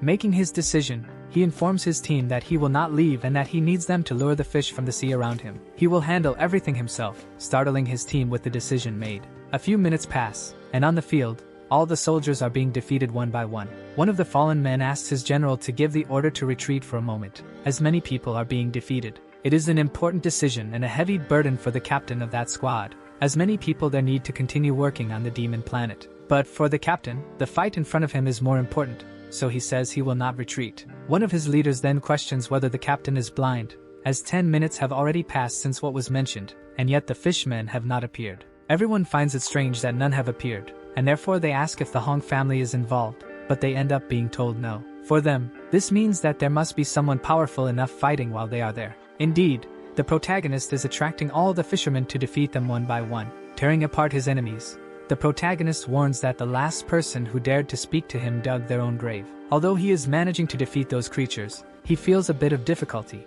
as the number increases with each enemy he destroys. While he was distracted, the seer ends up being chased by the fish, and she screams for help along with the drunkard. Seeing his two friends in danger, he asks them to run and hide, as he will take care of the rest. However, his group finds it very risky and asks if he can handle it. Then, the hero replies that yes, as despite feeling difficulties, he feels more comfortable when defeating his enemies in groups. Hu and Huan are startled to notice the strength their captain possesses due to the high damage he caused to the fishmen. The fight between the protagonist and his enemies spreads across the battlefield. The soldiers in the background ask what is happening. Huangda questions his father if, for some reason, he called military reinforcements without informing him. While his father thinks about this, amidst the war, there is no time for reflection. Then, the army leader orders his soldiers to focus on the battlefield to balance it, and let Jiang Feng deal with the boss alone. After several hours of attack, Jiang Feng's blows begin to take effect, lowering the boss's health to 65%. Meanwhile, their happiness is abruptly cut in half, as Huangda warns that the boss has just entered his berserk mode. He explains that, in this phase, the strikes and attacks will be faster, making them difficult to dodge. Basically, to defeat this phase of the boss, Jiang Feng needs to endure as many attacks as possible. But happily or unfortunately, his health has dropped to 5%, alarming everyone on the battlefield. Apparently, it's not just the entity that has a second phase, as the Supreme Leader has just activated his as well. A large portion of the attacks from the Fishman Leader are reflected back by Jiang Feng's armor, returning to cause damage. The protagonist is pleased to see a type of armor that can reflect damage, in addition to protecting against heavy attacks. The soldiers celebrate, as there is now a small chance to defeat that creature. The redhead rejoices, as he made the right decision by bringing Jiang Feng to the battlefield, since he can deflect 50% of the enemy damage for up to 90 seconds. He is even more excited, as the more attacks the boss unleashes, the more health he loses, now down to 30%. With this, a possible victory is celebrated, but everyone is surprised when the Supreme Leader delivers a devastating blow. Due to the impact, Jiang Feng is thrown back and defeated, leaving him with only 1% health. Everyone on the battlefield loses hope, as the Supreme Leader has just fallen. The leader of the Huang family begins to blame himself for not immediately recognizing the true strength of the boss. The war proves to be invincible. A soldier tries to hold on with the little strength he has left, lamenting bringing Zhu Zi and Sun Nanan to the battlefield. He admits that he only wanted to prove he was better, but remembers that Kai would never let his friends die. The healer, in despair, cries upon seeing her captain about to be killed. In a cry of hope, she calls for help, begging someone to save him. With no strength left, all she can do is pray for a miracle, for if the boss is not defeated, the army of fishmen will continue to be reborn and everyone will share the same fate, death. The poor man has his last defense shattered, his shield is broken, and he has no choice but to accept the blow. However, at the decisive moment, our hero appears on the battlefield, saving that group. With Kai's appearance, his enemies and the captain recognize who has just saved the group. They are happy, knowing they will live for a little longer. However, there is no time to waste, and the protagonist warns them to protect themselves, as he will now go to defeat the boss. You are really something. With the little strength he has left, he tries to get up while questioning if he heard correctly what his friend just said. The muscular man and the healer question why they can see Kai's location so easily. The hero moves across the battlefield, and the soldiers sense a murderous aura. They wonder if that could be the blood recluse. His friends fear that he is going insane, as he still carries a title that will make him a target for everyone. Poor foolish men, and so they decide it is better to perish at the hands of the blood recluse than by the fishmen. Thus, they head in his direction, but one of them ends up being hit by the hero's doorman. The pink-haired girl and the muscular man become worried, believing their friend has just been killed. But for the hero, that is nothing, and he continues advancing without fear of what may happen. Meanwhile, bystanders question how it is possible for a level 10 novice to deal such high damage. His friends rejoice, as not only has the hero survived, but he is stronger than ever. Their captain is surprised to see that Kai can attack adventurers of level 20 or higher. Then, Huangda calls for his father and informs him that he can sense the MC's presence on the battlefield and that he is heading toward the boss. The father asks if he is really worried about someone at such an important moment. For the bald blonde, that feeling in his chest remains, and he feels that Kai will be able to defeat the boss. As he advances, he comments that his former self would never do this, but the man he is now will use all his strength to protect his country. Thus, he calls for the system and requests to activate the ability he acquired earlier. The goddess of the system appears, activating the ability, and originally, the MC did not expect this to be useful,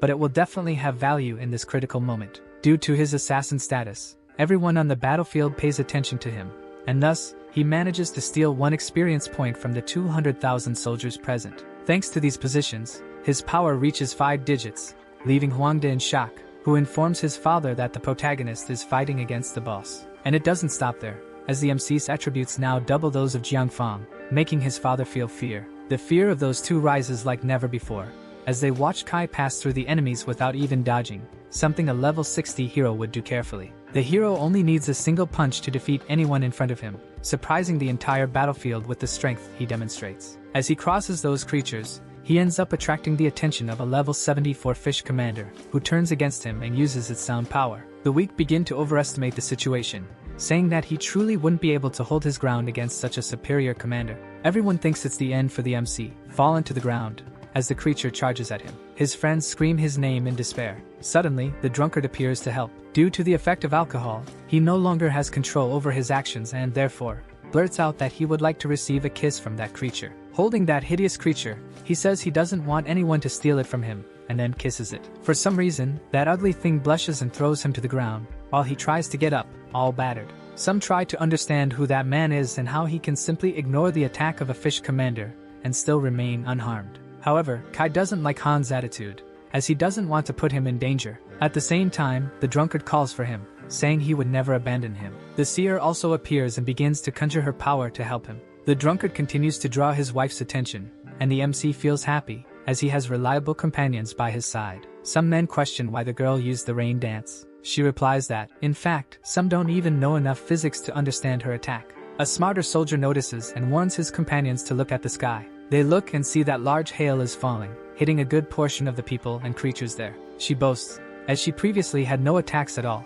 but due to the island's weather, she managed to defeat 200 people at once. It doesn't end there, as she clearly remembers the words spoken by her captain, warning that he can fight against the fishmen without worry. Clearly, the MC is surprised, as his companions are being extremely helpful to him. Once again, the seer reminds him that he is not fighting alone, but rather with extremely reliable people by his side. To the drunkard's misfortune, a group of 3 people has just defeated his wife again. Returning to the protagonist, he apologizes for underestimating the two and thanks them for everything they have done for him so far. Thus, he begins to use his most powerful attacks against those creatures, defeating them one by one. Baldy Huang and Redhead Huang question how it is possible for Jiang to be defeating a fish commander so easily. While some try to understand what kind of power the MC possesses, he is focused on defeating even a god if necessary, as he feels stronger. Before the boss, Kai taunts him, saying he looks incredibly strong, but incredibly ugly. On the battlefield, while some support, others are incredulous at what they are seeing. His friend the seer supports him, urging him to defeat that creature. Thus, the hero advances to the final battle, while the leader of the fishmen activates his ability again, and one of the soldiers quickly warns about it. As he advances, the boss quickly counterattacks, but for Kai, those blows are easy to dodge, which makes him question Jiang Feng's strength. For our hero, there is no bad weather. Everyone on the battlefield has their expectations restored. The Supreme Guardian attacks the MC, but he manages to dodge and counterattack with his flame, reducing the enemy's health to 25%. Again on the battlefield, some people try to understand how a single person can cause so much damage. The war is not over yet. Even with reduced health, the enemy remains standing, ready to retaliate. The two strongest on the battlefield stand firm, staring at each other, while the army watches, not understanding the reason for the absence of an attack. However, suddenly the silence is broken, and the Guardian begins to suck all the air around, and in a single movement, lets out a powerful roar. Despite the intensity, it was not enough to stop Kai, who is quickly surprised by a second attack.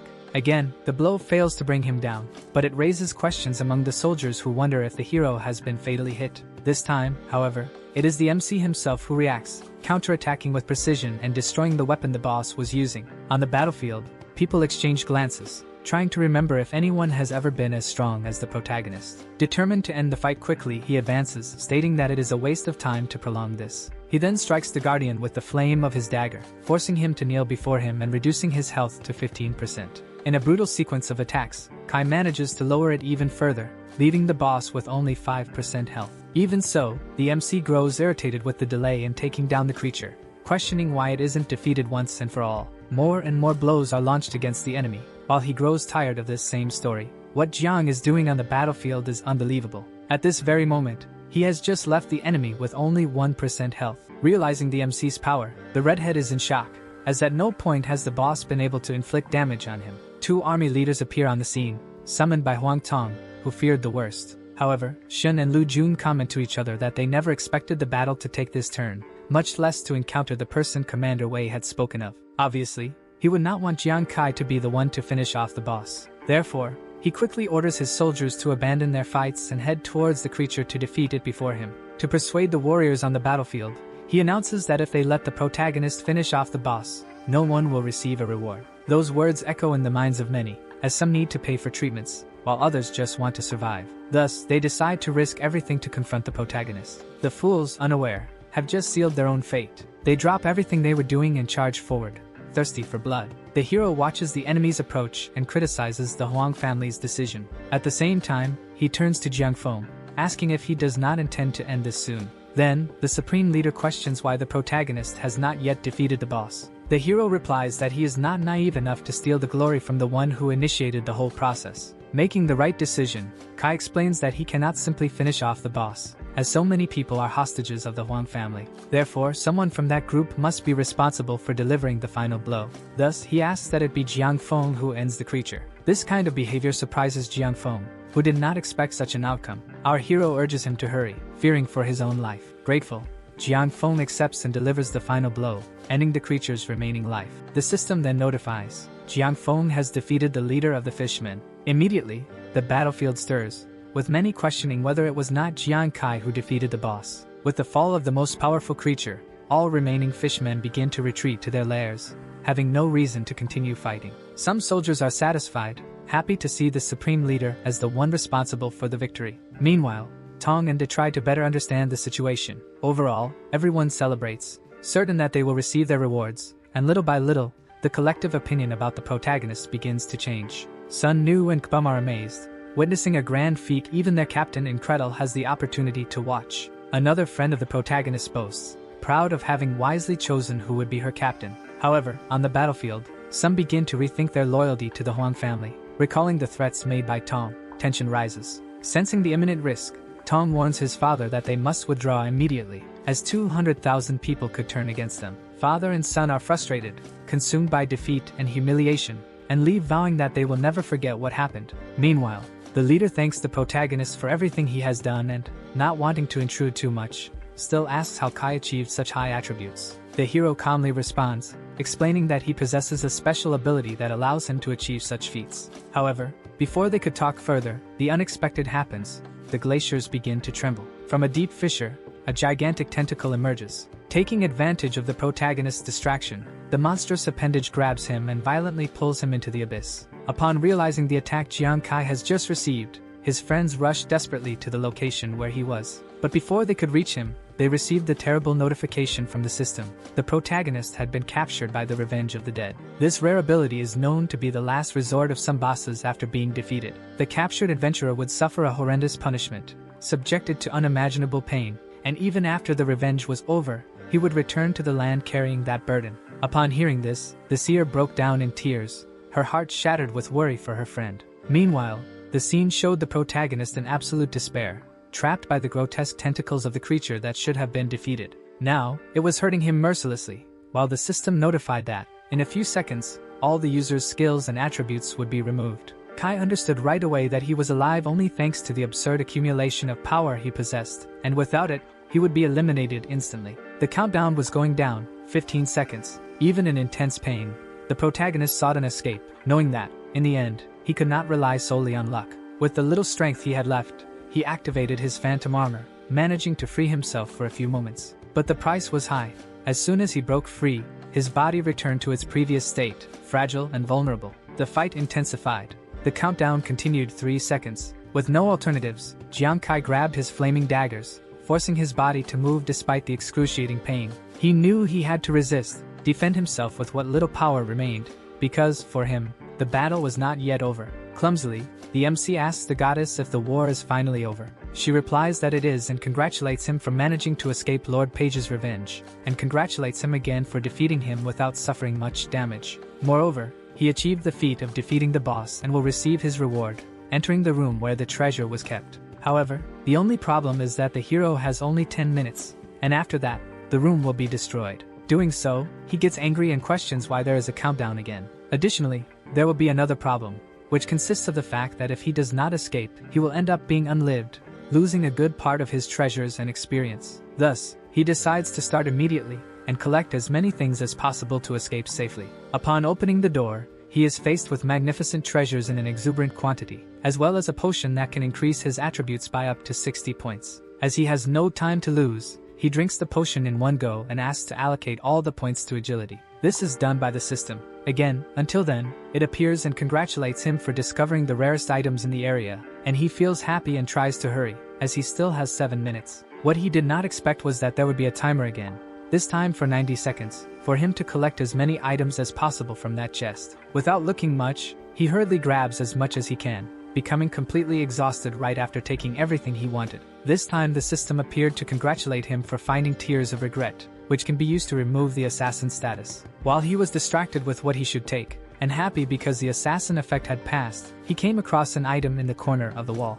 The artifact itself allows the person who uses it to change their profession at level 20. Thus, our MC wonders if with that thing he can effectively change his profession. A day has already passed since the protagonist was captured, causing his closest friends to mourn his loss. In tears, the seer and the drunkard cry, for their captain is no longer around. What they did not expect was that someone, at that very moment, was climbing the hills of hell. Back, holding a stone, the seer notifies her partner that another fishman is coming up, and so, both begin to throw stones towards the crevice, saying they will not allow anyone else to disturb their captain's funeral. What the fools did not expect was that the one climbing the dungeon was their captain, who ends up falling again. As the hero fell, he shouted, and thus caught the attention of the seer, who said that the voice sounded familiar, but they still refused to believe what they heard. To their happiness, Kai managed to climb up again and now runs towards them, saying that it has been so long since he last saw them. But obviously, his reaction would not be that, and so he questioned his companions if they were trying to deviate the hero. On planet Earth, in the city of Jiangzhou,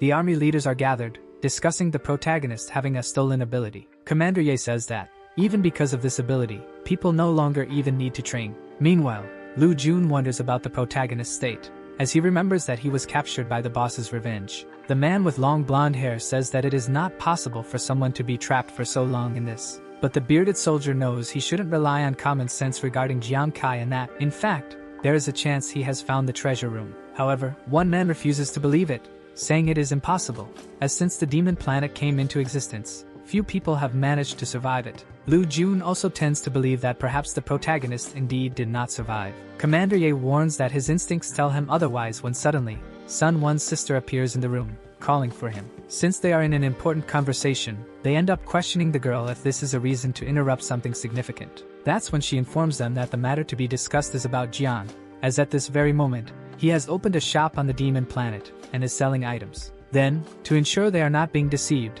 they open the system and realize that at this very moment, the protagonist has just sold an item for 18 million. He also just sold an iron crystal for 63 million and a bunch of other items totaling around 100 million, leaving them in shock, as the hero has just sold items for over 400 million. This makes Commander Ye laugh, as he had warned that common sense does not apply to Kai. However, he is interrupted and informed that the Huang family wishes to see him. Back on the demon planet, the MC is complaining, as he had to give many discounts on his sales, even having to open a private business to manage to sell. In any case, he informs them that he managed to get items from the boss's room to give to his teammates. For the seer, the first thing he will give is the black ice jade, allowing her to perform a type of freezing magic. And for Huang, he hands over a shield that increases his defense, strength, and physique, allowing him to temporarily freeze enemies. In addition to the equipment, he also gained artifacts that can help improve skills. Our hero explains that there are only two ways to enhance skills. One is by studying and striving to learn, and the other is by obtaining artifacts. These artifacts are so rare that each one can exceed 500,000 coins in value. However, the improvement only happens depending on the strength of the skill, thus requiring more or fewer artifacts to use. Impressing his teammates, as at this moment, the hero is richer than ever, he asks his friends to enjoy the efforts. Therefore, he clings to his captain and thanks him for turning their day into joy and that they will never part ways. While in the background our team is arguing because they want to go to a different place. Two men pass by talking calmly. However, Davy appears and questions if Kai truly knows what it means to be shameful, as they are a bunch of losers. The seer and the drunkard ask who that man is, while he continues telling the MC not to push it for too long, and that if the protagonist continues opposing the Huang family, he will be eliminated without mercy. Moreover, in the guild challenge, he will show the military that he is nothing but a useless bastard. giving the final warning that when the guild lifts the protection, our hero should be prepared, as he will be eliminated by Da's hand. However, Kai does not know what he is talking about regarding the guild challenge. With that, Little Who explains that the guild challenge is to showcase the strength of the people in one guild or another. She explains that the required level is 21 and above, and each team sends up to 5 people to participate in the competition. Obviously, there will be rewards for the top 3 who finish at the top, with always a strong competition. In any case, she informs her companions that she will disconnect, as she needs to visit her family. Already at the hospital, his brother questions the amount he spent on all the medications. To this, he replies that there is no need to worry, as his brother just had surgery, and he will do everything to make him feel better. His brother responds by saying that the hospital he is in is already expensive enough to afford and asks not to waste money unnecessarily. Then, he replies that he never forgot his brother's dream and that, therefore, as soon as he is discharged, he should return to being an adventurer. But his brother knows it is difficult to go under the conditions he is in. Moreover, it is expensive to buy equipment. However, Kai responds that he does not need to worry about money and that he will never have to work again, while showing the system with the balance he has. That, instead of relieving, ends up frightening his brother, who asks how he managed to get hundreds of millions. However, the protagonist responds that he earned that money honestly on the demonic planet, and therefore, should not worry. Moreover, he clearly remembers what his brother did to save them from the battlefield. Thus, he must return and save even more people. Despite the comforting and reassuring words, his brother still has doubts, as his body is weak. Then, the MC picks up a halved apple and hands it over, saying that he can definitely be a hero. Leaving the hospital, the protagonist is happy because his brother will finally be able to fulfill his dream. In addition, Ingzi will return to school as well. While he was distracted, Lu Jun appears and asks to come with him. However, the protagonist replies that there is no time, as he needs to go to school. The only reason Ravinho is there is that something happened to his sister. Elaif, unfortunately, got involved in the accident. Arriving at the location, Kai is worried and therefore, starts shouting his sister's name while desperately running towards the bus. However, someone calls out to him, saying that she is fine, and he then runs close to his sister and asks what happened. She replies that, unfortunately, the bus caused an accident. But Jiang Feng, who was there, helped save her, leaving her without any injuries. Our hero, concerned, questions why a man from the Huang family is there. Then, Lu Jun approaches and asks to explain to Kai the most important point of all, as the accident was caused by the Huang family. This is due to the fact that he has been interfering with the Huang family, and now that this family has defeated the ice boss, they have been using this to attack the protagonist. Commander Yi is doing everything he can to keep him and his family safe, and the only way for the protagonist to remain under the protection of the army is to face the family in the guild challenge. Lu Jun finishes explaining that this was the limit to which the army could commit, and that if he does not participate, the consequences will fall on his family. And since the merit of the boss's defeat has fallen on the Huang family, all they can do from now on is turn a blind eye, leaving him with only 2 options, one to participate in the bet, and the other to enlist in the military as soon as possible. Kai's sister asks if they will indeed receive protection if her brother joins the army. Lu Jun replies that yes, as the MC still has a valuable profession. This ends up making the MC sad, as he can imagine various things that will happen to his family from now on. However, it is not a moment of sadness for him, as he knows that if he joins the army, he may become useless to them in the future and be abandoned. But if he does not join, his family will be oppressed in every way. However, despite the Huang family having resources, wealth, and power, Kai has something even better, a talent that can allow him to have double the attributes of anyone. Still lost in thought, he knows he has various types of advantages, whether fighting against people of his own level and having an extremely stronger power, or even when facing someone of a higher level, he ends up winning, giving him another advantage, which is his profession, which is still a secret to everyone. So, he decides to enter the Huang family's bet, but first, he will make sure everyone knows about it, and that, as long as his profession is useful to him, the military will pay attention and protect him from everything. Ruivinho thought he had won the argument, but the protagonist responds that he will face the Huang family. However, the only problem is that he has only 3 people on his team and therefore, would like to recruit 2 more from the army. This scares the boy, who ends up asking what Kai is doing, as he just picked a fight with a giant family like the Huang family. Thus, the protagonist thanks Lu Jun for his help, stating that he is completely clear-minded and will therefore take control of his destiny. There was still a clash of thoughts between the two. Therefore, Heishin appears saying that he likes the protagonist and will support him by lending some people. Zhang Feng warns that, as a friend of Kai, he will help him too and will keep an eye on the Huang family in case they try to mess with him again. But still, Lu Jun cannot understand why those people are acting impossibly. When one does not want to, two cannot. Therefore, Lu Jun warns that, in any case, he was instructed by Commander Wei to help the MC, and the protagonist thanks the three, saying that if they need him in the future, they can definitely count on him, as he will help in any way. Thus, the siblings walk to Taida at night, as they are going to see a new house. His sister questions the reason for this. Then, the MC replies that, since the Huang family is wicked, they must be cautious about what is possible. Chikina then asks if they haven't stopped at the wrong place, as the houses there have an extravagant value. The protagonist warns that this will be their house from now on. The girl enters ecstasy, as the house is more beautiful and cozy than anything she has ever seen, besides having a lovely pool, a large living room, and other things. She becomes even happier when she enters her room and asks if she is not dreaming, as that place is extremely beautiful. Her brother, as a good protector, tells her not to worry, as from now on, they will lead a comfortable life and yes, this will be their house from now on. The next day, Suno Nuan and Kbam are gathered, as they think they have been abandoned by the military due to their performances. Then, the protagonist appears behind them, asking why they are sad. This prompts the two to ask if the MC will join the army, but he replies that he will not and is only temporarily collaborating to win the guild challenge. He explains that he got involved in this because Commander Wei made a bet with the Huang family, and therefore, he must take measures to avoid being harmed. Thus, he called those two because they are reliable and if they would be willing to help him in this war. They quickly respond that they will. Kbam asks our hero if he really wants to form a team with them. Then, the protagonist replies that yes and asks what is wrong with that. The muscular one explains that the army has an evolution system that can measure each person's strength, determining if they are weak or strong based on performance. If a person remains at a weak level for too long, they will be discarded, which caused both of them to receive a low evaluation at the start. Despite everything, Suno Nuan and Kbam are scared, but Kai assures them that by the end of a month, he will ensure that both will be at least grade A. But there are still doubts in both of them, as a team leader needs to be level 18 or above, while the MC is at level 15. Then, their two main teammates appear and inform them that he is actually at level 20 and is ready to change professions. In any case, Kai introduces those two, with her being Huin, the seer, and Wan, the drunkard. Then, everyone greets each other. Gradually, they realize they just heard that the protagonist is at level 20, while all the others are at level 9. Thus, the MC explains that level 20 for him is nothing, as he aims to elevate all of them to superior level 20. Only then can they defeat the Huangs. This makes Kbam question if he is hearing correctly, as this is practically impossible.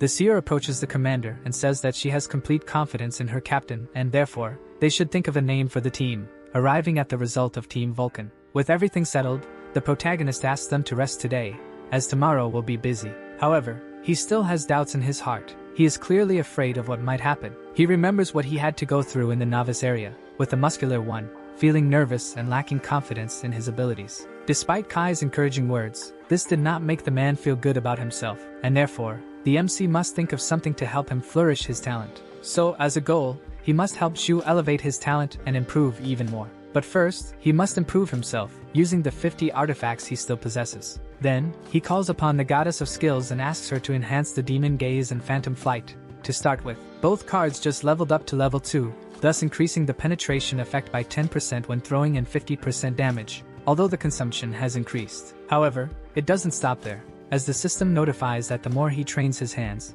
the greater the chance of unlocking an additional state of the flying cards. Moreover, he will be able to enter a frenzied player state, having 10 seconds with increased attack speed, but the energy consumption will be 220%. Obviously, the ocular power was also increased by 50% tracking chance, but the mental energy consumption will rise to 120% when used. As his last ability allowed for a frenzied state, he also questions whether this time he will have another. The goddess warns that yes, and by activating this ability, she will be able to throw her opponents. But everything will depend on each person's mental strength. Depending on how high the mental strength of your enemy is, he may influence, but it will be with less effect, and it may even be ignored. And there are no risks of reverse effects. 2 days have passed, and finally, Kai and his team are in the territory of the armored lizard. Sibyl, scared as always, asks if the MC is not going crazy for bringing them there, since the level of those lizards is 25 and above. But evidently wanting to complicate things even further, he reminds them that in that territory, there are also warrior lizards above level 50.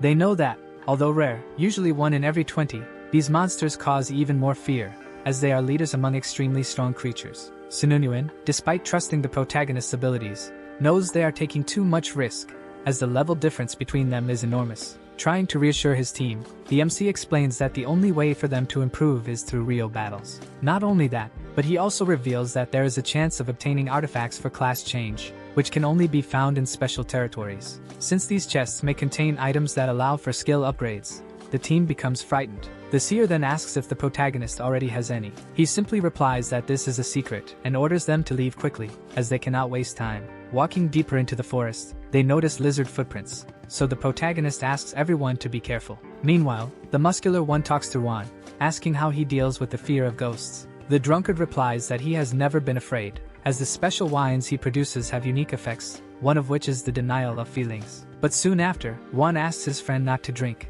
as he will be extremely important in the fight due to his profession. While they were distracted, the MC notices something strange and warns his team that something will emerge beneath their feet. A level 25 lizard has just appeared, chasing them all. At that exact moment, the only one who remains still is the protagonist, causing his team to scream for him to move or he will be hit. But Kai remembers that he needs to help his friend overcome his own limits, and for that reason, he lets him face the lizard head-on to practice even more. Being an extremely common lizard, the protagonist knows that the muscular one can defeat it, but not easily. To encourage his friend, Jiang stands still, waiting for the creature's attack. His team goes into a panic, begging him to run or he will be devoured by the beast. Suddenly, Kbum takes the lead and manages to land a direct attack on the lizard. Everyone is surprised, including the MC, who is happy for his friend. But not everything goes as planned. The man becomes scared, as he would receive a counterattack. Kai, however, would not leave everything in the boy's hands. He uses his flaming daggers to strike the lizard. Then, he warns that he has left the enemy with little health and asks Zuzu to finish off the creature. The man, however, is scared and cannot even move. Even so, his fate cannot be defined by fear. He conjures a sword and pierces the lizard. His friends urge him to open his eyes, as the fight is already over. The system then notifies that the level 25 lizard has been defeated. The muscular one, trying to disguise it, comments that he was startled when he saw the creature coming out of the hole. He approaches Jiang and asks why he remained still. Jiang replies that his mind could not process everything that was happening at high speed. Moreover, he had received the promise that he would be protected. Trying to encourage Kbum, the healer comments that he couldn't even do that when he was led by another captain. Evidently impressed, he asks how his companion's attack could be so strong, and he replies that it is nothing compared to the other enemies they have faced. In any case, the MC asks them to stop talking and move on to the location where the chests surrounded by level 35 creatures are.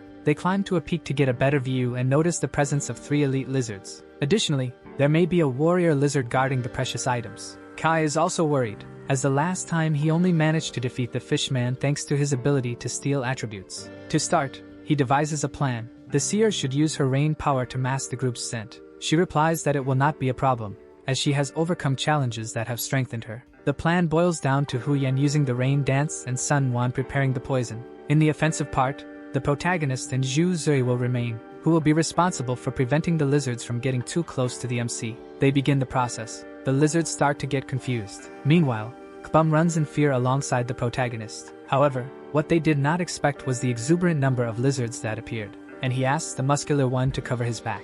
He activates his power and manages to help, throwing some creatures into the air. This gives Kai the chance to activate his ability, increasing his attack speed by 100%. With his daggers thrown at an impressive speed, the creatures begin to catch fire. Fortunately, they manage to defeat a good portion of the lizards. This impressed the seer and the drunkard with the teamwork of the Prota alongside Juzi. The healer warns that those two have been doing this since the novice test and that even their other captain has difficulty attacking that way. Returning to Kbum, he just finished off the last lizard and levels up. The MC responds that this was expected of him. Therefore, the two companions from the main team feel more confident now seeing those two fight. Observing the evolution curve of her friends, the healer can't wait to strengthen herself as well. While she was distracted, Kai calls her, asking to find the treasure chest that is nearby. But they find it strange that nothing has happened yet, as the warrior lizard has not appeared. His friend, concerned about the hero's mana expenditure, asks if he wouldn't like to rest, but Jiang replies that he is fine, and that, in any case, they should not stop searching or they will be surprised by more creatures. 10 minutes passed and they found neither the chest nor the warrior lizard, which raises doubts in Kai, who uses his ocular power to find what he desires. For some reason, Shuzi starts to feel cold, and the drunkard asks if he is okay. He replies that he is getting goosebumps. The seer, wanting to joke, says that the guy is nervous for no reason. However, from atop a cliff, something begins to move. Our hero, noticing this, activates his demonic ocular power and realizes that the problem is in the spot where the two are standing, and so he warns them not to move, but it seems to be too late, as the tail begins to fall towards them. The attack only hits the rock, giving them the opportunity to escape and stay close to the Prota. Finally, what they were looking for appeared, the level 58 warrior lizard. Unfortunately for them, the monster manages to camouflage itself with the colors of a rock. The MC acts immediately and throws his daggers at the enemy while asking for more information from Manhua. Unfortunately for them, the first class of warriors they encounter is a phosphorescent lizard that weighs 24 tons. Despite this information, at no point did the MC stop attacking the creature, resulting in good critical damage. This makes his friends happy, but not the hero, who is worried about the enemy's strength. However, as motivation, he also knows that the rewards will be better. For now, that lizard was the strongest the group would face, as it had a layer that made it difficult for the protagonist's daggers to penetrate. The drunkard asks what they should do to defeat the creature, but the healer replies that there aren't many options, as its strength exceeds 380. As she spoke, the lizard began to run towards the protagonist. To conclude, she warns that the enemy's strength was around 380. The friends become worried seeing him almost get hit, but fortunately, he manages to dodge, reflecting on what he could do to defeat the enemy. The hero knew that if he were hit by a simple scratch, he would be crushed. He is grateful for drinking the potion that increased his agility by 60 points. Then, he devises a plan that consists of using Juzi's power, but for that, he would need to make him activate his enhancement class. If he failed, they would have to flee immediately. To activate this enhancement, Kai calls for him, remaining still while waiting for the attack. Seeing the captain in danger, Juzi uses one of his powers to push the creature away, giving the group time to think of something better. Since it didn't have much effect, the protagonist tells his friend to run, as he would be pursued. To draw the enemy's attention, he throws his daggers while running with him. Suddenly, the drunkard decides to act and everyone realizes he was going to do something foolish. The hero knew he could not allow Ruan to proceed, as it would be the end for him. Fortunately for everyone, he only activated his protective shield. Even so, it was not enough to contain the enemy. The drunkard ended up being thrown far away by the impact. However, Kai notices strange behavior in his friend and questions why he is not denying his feelings like before. It is then that the seer explains that Ruan had managed to create a new formula for his drink. But instead of helping, he now believes he is an armored lizard and even claims to have found his female of prayers. Even the lizard itself does not understand what it heard, but without hesitation, it moves towards him. The battle continues, and the drunkard remains in love with the lizard. He runs towards his love while expressing his feelings, and in the background Kai attacks. However, the hero knows that things cannot continue this way. Meanwhile, Juan insists on calling the creature his wife, telling her to rest on his strong chest. Then, he shifts all the responsibility to his friend Juzi, saying that only he has a chance to defeat the hardtail. Juzi remembers the conversation he had with the drunkard about not being afraid of what to do. To heal this type of trauma, he pulls out the drink and ingests it, shouting. Upon consuming the drink, the system notifies that from now on, every time he drinks, he will not be aware of his strength or his actions, as he will become confused. Despite the hero's continuous attacks, it was still not enough to stop the creature, causing concern among his companions. However, Juzi gathers his courage and begins to counterattack the hardtail. Fortunately, he managed to activate the class upgrade, and this only happened because he ingested the alcoholic drink, which gave him extreme confidence. While the hero believes that his friend will become extremely efficient from now on, Juzi boasts, telling the creature to prepare, as it would be defeated. The opposite happens. He ends up being hit by the monster's tail. Kai rushes to help, throwing his daggers at the enemy while pulling his injured friend away. He thanks the muscular one for his effort, assuring him that next time he needs help, it will be he who supports him. Fortunately, the attacks had an effect. With each blow from the hero, the creature lost 2,000 life points. Due to the combo of skills suffered, the lizard becomes completely defenseless, allowing the muscular one to attack without even worrying about being defeated. Juzi's attacks do not stop. He increasingly delivers powerful strikes. The healer, noticing the change in her friend's behavior, asks if he is okay, and Kai replies that she should not worry. A few minutes later, the system notifies the defeat of the armored tail, while showing the muscular one's current level. Still drunk, he tells his friends that from now on, he will be number one in the world, but the effect of the drink wears off, and he faints. Everything happened as the MC had planned. The seer and he are happy with the success in battle. However, the healer remembers that something is wrong but cannot recall exactly what, and the other two feel it too. Poor Juan was in a panic for losing yet another wife. Therefore, he becomes angry with his captain and runs towards them, wanting to return the pain he feels in his heart. But fortunately for them, the healer manages to use a potion that makes the young man take a nap. She warns that she only used this type of thing because Juan thinks he is a lizard, and that is why they attack them. Then, the other two thank her, and the seer asks for the potion's recipe. After the battle, everyone goes to rest in a calm place, which will cease to be calm with Ruan and Juzi suspiciously embracing. With the calmness present, the healer approaches Kai and asks if he would like to drink water,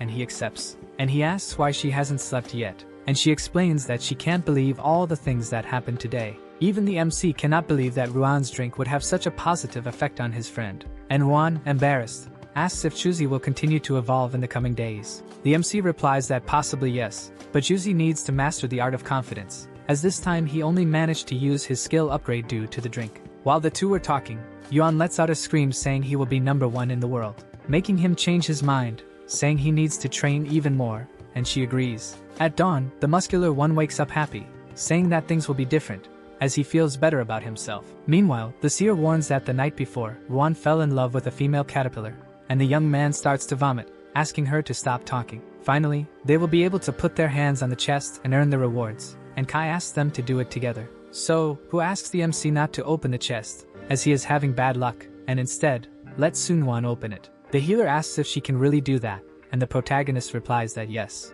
As she begins to open it, the purple-haired girl reassures them not to worry, as she is sure good things will come out of it. Upon opening, they are surprised, as their reward is a phosphate, or that can be added to armor and weapons, valued at around 500k. Additionally, they obtained 17 kilograms of solar core, which can help in urban construction, valued at 100k. They also received 48g of blood crystal, which can be used for crafting, optimization, and upgrading equipment, worth 300k. And finally, 3 pieces of celestial bones, used to further enhance someone's talent, valued at 210k. However, the healer notices there is another secret mutant blood crystal, used for medicine, valued at 6kkk. The MC is impressed by the value they can gain from that item and also remembers the potion he took in the boss's room, which might be worth even more. Therefore, he informs his friends about what they just obtained and the potential value they can have when selling. While Jui is impressed, Kai feels sad about it, as he would have been more careful if he had known those values earlier. The items keep coming, and this time they received a sacred water, used for profession change at a level 20 healer.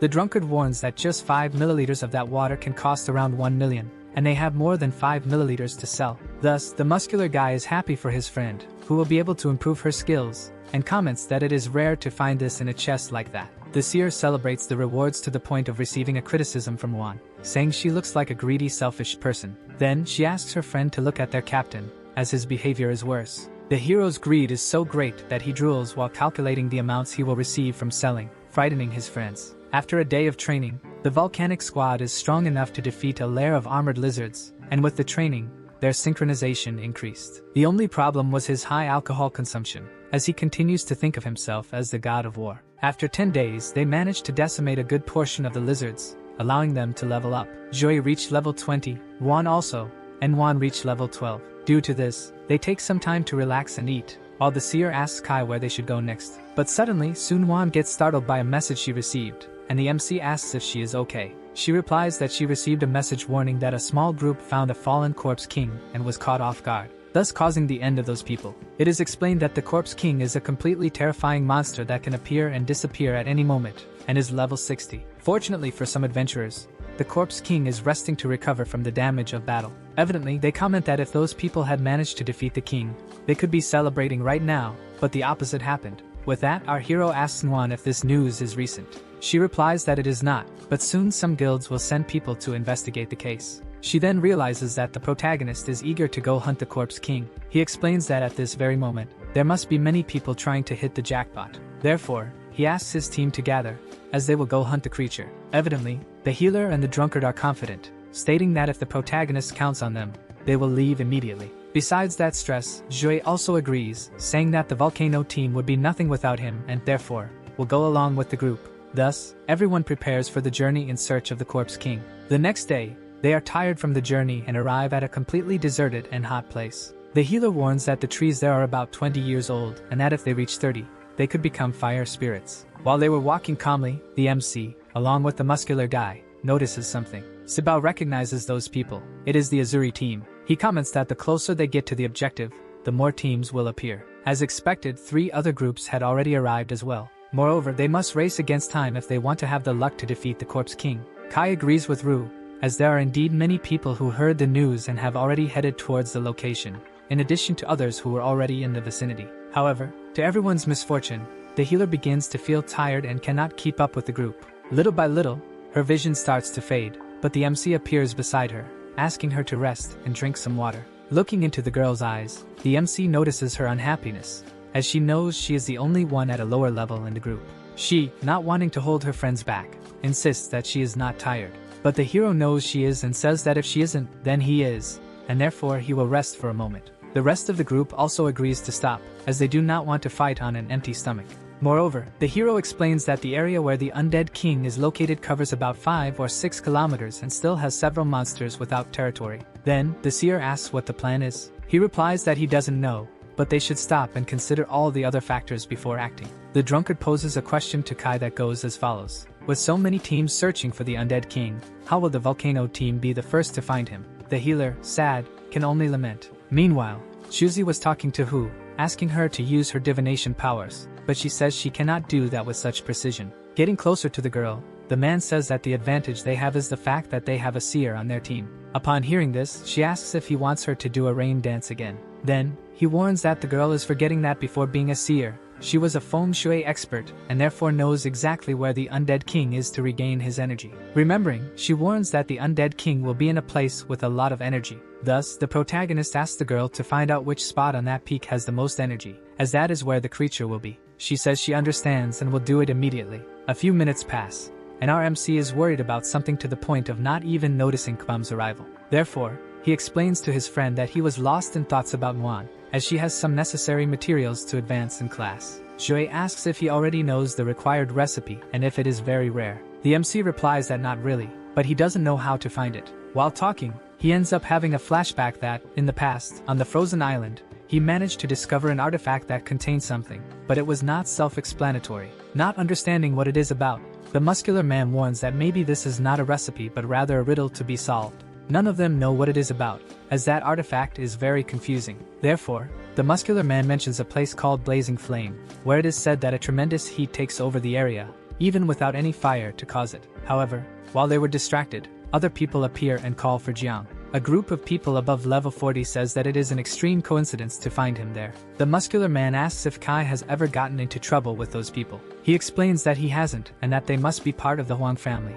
which is why they called for him. Upon hearing such words, Bum prepares to defend his friend. However, the MC interrupts, telling him not to start a fight unnecessarily. The protagonist, introducing himself, asks what the problem is, and the man replies that the problem lies in the fact that the hero has defeated his friends several times. And getting closer, he calls the MC bold and questions whether he wishes for death, mocking those present. Then, Kbum comments that at no point did his friend pick a fight with the Huang family. In fact, it was the opposite, and that is why he ended up receiving what he deserved. This irritates the red-haired girl, who asks him not to interfere in a conversation between two people, causing him to protect his friend. With that, the silver replies that he is not bold, but if needed, he will take care of the annoying mosquitoes. Drawing his sword, the leader of the enemy team warns that he will make Kai feel all the suffering in the world for disrespecting his Huang family. There will be no option left but to battle against those people, as they have decided to act. But suddenly, along with the drunkard, the healer appears asking what Su Fixiang is doing and why he wants to pick a fight with them. The hero, seeing the girl running,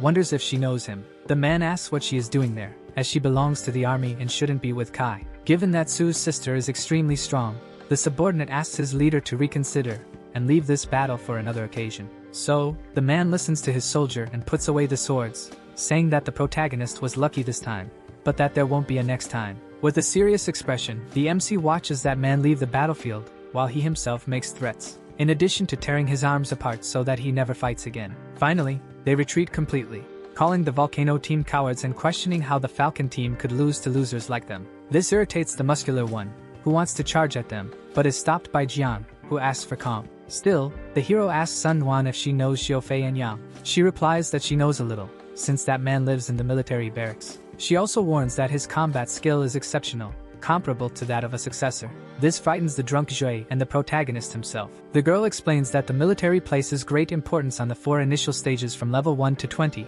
called apprentices, from 21 to 40, warriors, and from 41 to 60, above. The protagonist responds that he didn't expect she to already be at the successor level. Sun Wan adds that that man has a good friendship with the Hong family. In his thoughts, the hero feels a strong premonition that he will encounter that man again in the guild challenge. A few minutes later, the seer appears calling for the captain, saying she has managed to find the possible locations of the Corpse King. The first location is in Twilight, northwest of Liaoyang. The second is Chang'an Lake, south of Liao, rich in energy and close to the main city. and the third location is below the Liao mountain range, to the west. The muscular one suggests that the Corpse King is possibly trying to return to its lair to regain strength and that, therefore, they should go to Twilight. The hero, however, warns that they will go to Banshin, startling his teammates. He explains that they won't go to Twilight because there are already too many teams there, and even if the Corpse King is present, they would return empty-handed. As for the lake, many people must have gone there initially because it is close to the city,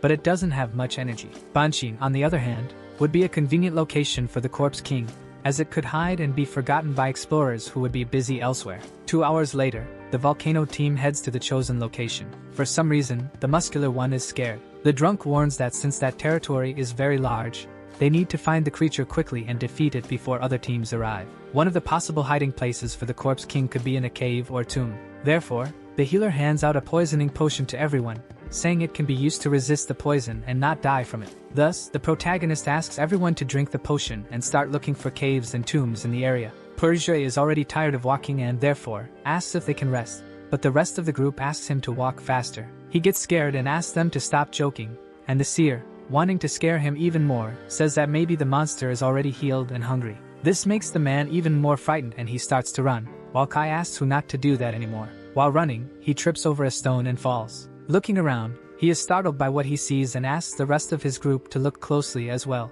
The seer, observing more carefully, warns that it is an abandoned tomb and that they can hardly notice its presence. Therefore, the drunk questions whether a Corpse King could fit in there, since the tomb is too small. However, suddenly, the area around the gravestone begins to crack, causing Kai to tell his friends to back away. Everyone starts to run, while the hero climbs a tree and asks Jui to face things head-on, while the MC prepares to attack. He asks not to push things too hard and to retreat in any case. Gradually, the king rises from the tomb. Now, the creature has fully risen and its power is over 8,000. Then, the protagonist again asks everyone to be careful. The first to receive a glare is Jui, who is trembling all over, asking for that thing to stay away from him. At first, the king uses its sonic power to try to inflict damage, and seeing that he couldn't withstand the pressure for long, Kbum pulls out a beer to drink and gather courage. After drinking his lifting brew, he starts to feel confident, while shouting that he is the strongest in the world. The fight intensifies even more. Each blow manages to take a bit of the boss's life, but Zoe continues to be scared.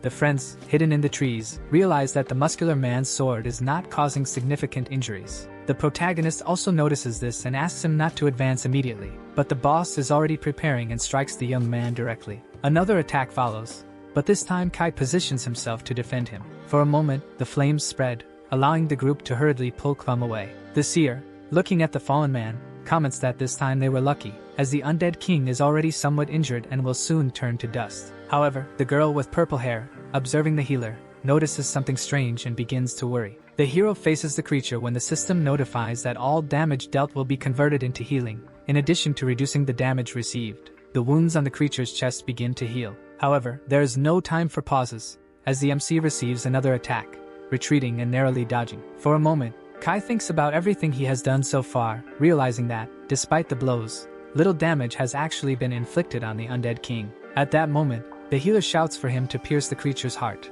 as that is the only way to defeat it. Knowing this, the hero prepares to finish off the enemy, who is now advancing towards Sun One. The MC runs after him, trying to save his friend. In truth, the boss was just deceiving everyone, as he quickly turns against the protagonist, grabbing him and inflicting intense pain. Trapped, all that remains for the hero is suffering, as his bones begin to slowly break. He knows he needs to act fast to escape this situation. Still being held by the creature, the protagonist leaves his fate in the hands of his friends. The seer, along with the muscular man, tries to do everything possible to help their captain. The undead king releases a cloud of poison, while Kbum runs towards him, causing the seer to warn him to be careful, as he must not inhale it. It is explained that upon contact with the mist, many adventurers end up dying. Some are lucky enough to survive, but a large part of their bodies is corroded. She knows that even if Shui does not die immediately, he will suffer severe damage to his body. This frightens her even more, given the power of the undead king, who fights on equal footing even when injured. Even though he fights head-on with the creature, there won't be much he can do, as there is an absurd difference between them. The drunkard emerges as a hero, declaring that he will not allow anyone to harm his captain, as he has never bowed his head to anyone in all his years of life. Shui would try to stop him, knowing the danger, but it is she who ends up being stopped by the seer. She asks the girl not to do anything that puts her life at risk, as she is the team's healer, the last wall. The seer warns that from now on, the girl must protect herself, while she herself goes to fight the undead king. Running, she asks Sununa not to follow her, as the poison spreads more and more, and she needs to get close enough to use the rain dance. The healer, crying, feels useless on the battlefield, questioning what she should do, as her friends are fighting their fears. This situation reminds her of the past, when she was young and always protected by her sister. She also remembers her father, who sacrificed himself on the battlefield to save his friends. Since that day, she vowed to be the best healer possible for everyone. One of the steps to becoming who she wanted to be was taken when she managed to join the army, thanks to her good performance in the initial test. However, after achieving that goal, everything began to crumble, as she was ranked very low. This made her question whether, in the future, she could truly be an excellent companion to have by one's side. Back on the battlefield, Juan does everything he can to help his friends, boasting about his strength. But for the girl, nothing has ended. She is in an existential crisis, questioning whether she deserves to be there, whether she can truly become a healer. The undead king spreads the poison mist even further. Juan, along with Bum, does everything possible to save their captain. With the little strength he has left, the hero calls out to his two friends while the healer watches, crying. She is desperate, as Kai's voice is growing weak. Suddenly, the two friends are thrown far away. She runs towards the boys while observing their injuries, which only lasted a minute in the mist. Conjuring her healing magic, she tries to remain calm, as her priority is to save Fuzi and Juan. The poor souls are engulfed in severe wounds, while suddenly the sky begins to thunder. So, she remembers that her friend had said she would use the rain dance to lessen the spell of the dead king. At that exact moment, who is doing everything he can to help his team, while his captain continues to be held by the enemy. The difficulties our protagonist faces are great, as he can barely breathe, and his body is in pain. Moreover, he feels guilty, as he was very confident, having achieved great feats on the Ice Island. Our hero blames himself, as initially, the dead king was not even part of his plans,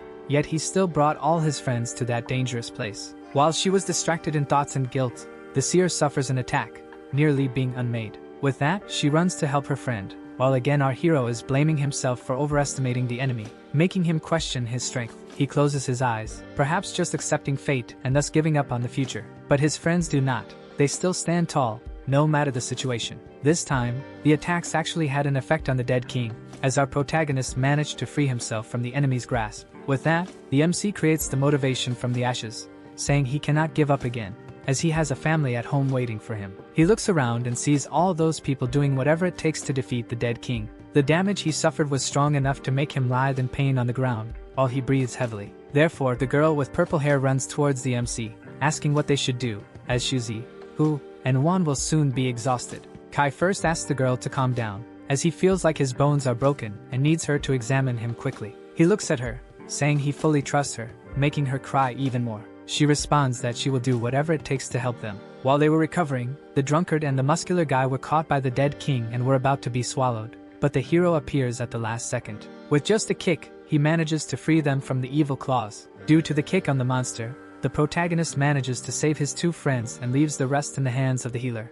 And then he heads into battle, while remembering the conversation he had with the girl, who gives him the Phoenix Tear. With that, she explains that by taking that potion, his body will regain strength for 1 minute, but soon after the effect wears off, the person will faint, no matter the situation they are in. With that, Kai takes the Phoenix Potion and warns that he only needs 1 minute to finish off that creature. The dead king is currently being beaten, while the MC asks where all the bravado from before has gone. But the king counters, using his poison mist again, and the protagonist heads towards the forest, seeking a safe distance to attack. Upon finding it, he prepares to use all his power, while dodging some attacks and activating his phantom form, questioning if the boss really thinks he will catch him twice with the same trick of using poison. With the smoke screen, Kai throws his flaming daggers, hiding them from the enemy's view, who ends up being caught by surprise, and going backward, trying to dodge, but the MC's flames also appear alongside, causing the monster to search for the protagonist. But while it was distracted with that, the daggers return towards it. It barely manages to dodge,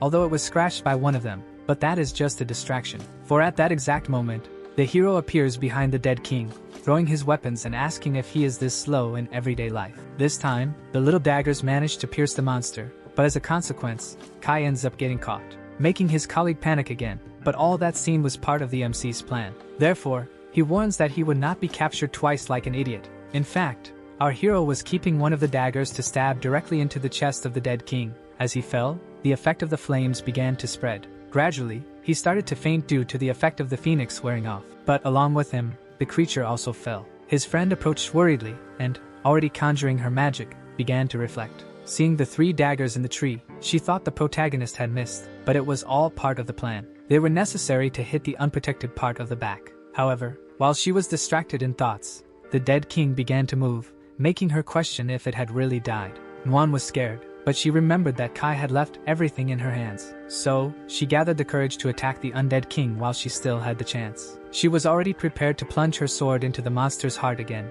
but suddenly, he awoke from his slumber and tried to attack her. With difficulty, she managed to dodge, asking if the undead king really thought he would escape. The healer, filled with anger at seeing all her friends injured, activated her higher instincts and advanced toward the creature's heart. Apparently, she succeeded in defeating the boss, as a day had already passed since the incident and everyone was gathered. The girl was bandaging the protagonist and asked him not to move too much for 3 days. He stared at her, making her blush and wonder if there was something wrong with her face. The hero replied that he was just lost in thought, admiring how incredibly she had evolved more and more, which left her speechless. Despite this, she felt sad because in the battle against the undead king, she could only watch her friends get hurt. As being a healer, she couldn't do much about it. Jiang Kai asked her to stop underestimating herself, reminding her that in recent days he had focused only on Jue and Wan to level up. Moreover, he recalled when she had enough courage to face the Falcon team because her friend was being humiliated. And without hesitation, she was the one who dealt the final blow to the undead king.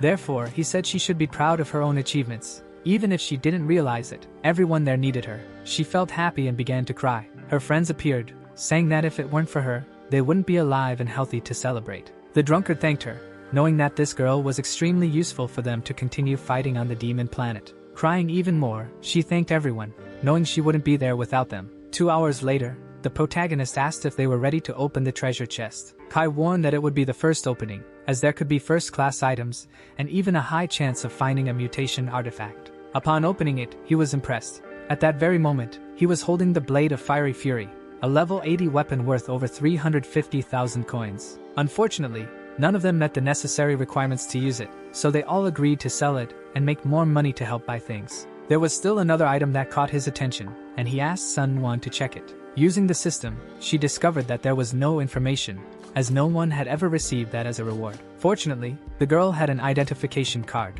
something extremely useful during the army days when encountering unknown items. Upon using it, the necromancer armor was revealed, granting 24 defense, 24 strength, 33 agility, and 71 spiritual power, in addition to having special effects. The muscular one was completely shocked, as he had never seen anything like it. The protagonist was also perplexed. The effects of Death's Mercy were extremely powerful. Additionally, Special Effect 2, Necromancer State, increases damage against enemies that use sound and neurotoxic powers. Special Effect 3, although not very useful in combat, can cause torment to severely injured enemies. 25 minutes later, Sun Wan remembered that, despite the quality, the items were not suitable for them. The best option would be to sell them. Then, the muscular one, with a sharp gaze, found something inside the chest that no one had noticed, a high-level ring, and he asked the healer to identify it. Moreover, inside the chest was also the development card, a unique item for the protagonist's profession. The goddess of the system appeared to explain that this divine card is part of a set of 9 cards, one of which is the development card. She revealed that upon reaching the state of transcendence or frightening, the adventurer could bring the item into the real world. This scared Kai, as the card was made exclusively for the Glamber profession, with no level restrictions. He also understood that by using the Phantom Hand to increase the card's accuracy, the damage would be double what it currently dealt. But the explanation wasn't over yet. The Death card would increase his 4 main attributes by 20%, in addition to granting 50% penetration and plus 15% critical. That already seemed powerful enough, but the goddess also revealed the special effects. One of them is that the card will automatically attack the target up to 50 times, dealing 50% damage. The effect Island of Gods allows the card to spin at high speed with the tip at the center, causing continuous damage to the target. The card cannot be destroyed under any circumstances and can be summoned and revoked at the user's will. Even so, the protagonist finds it strange. After all, what exactly are these divine letters and how could there be 8 others besides his? However, as the joy of the poor lasts little, behind the protagonist is a team of assassins. Therefore,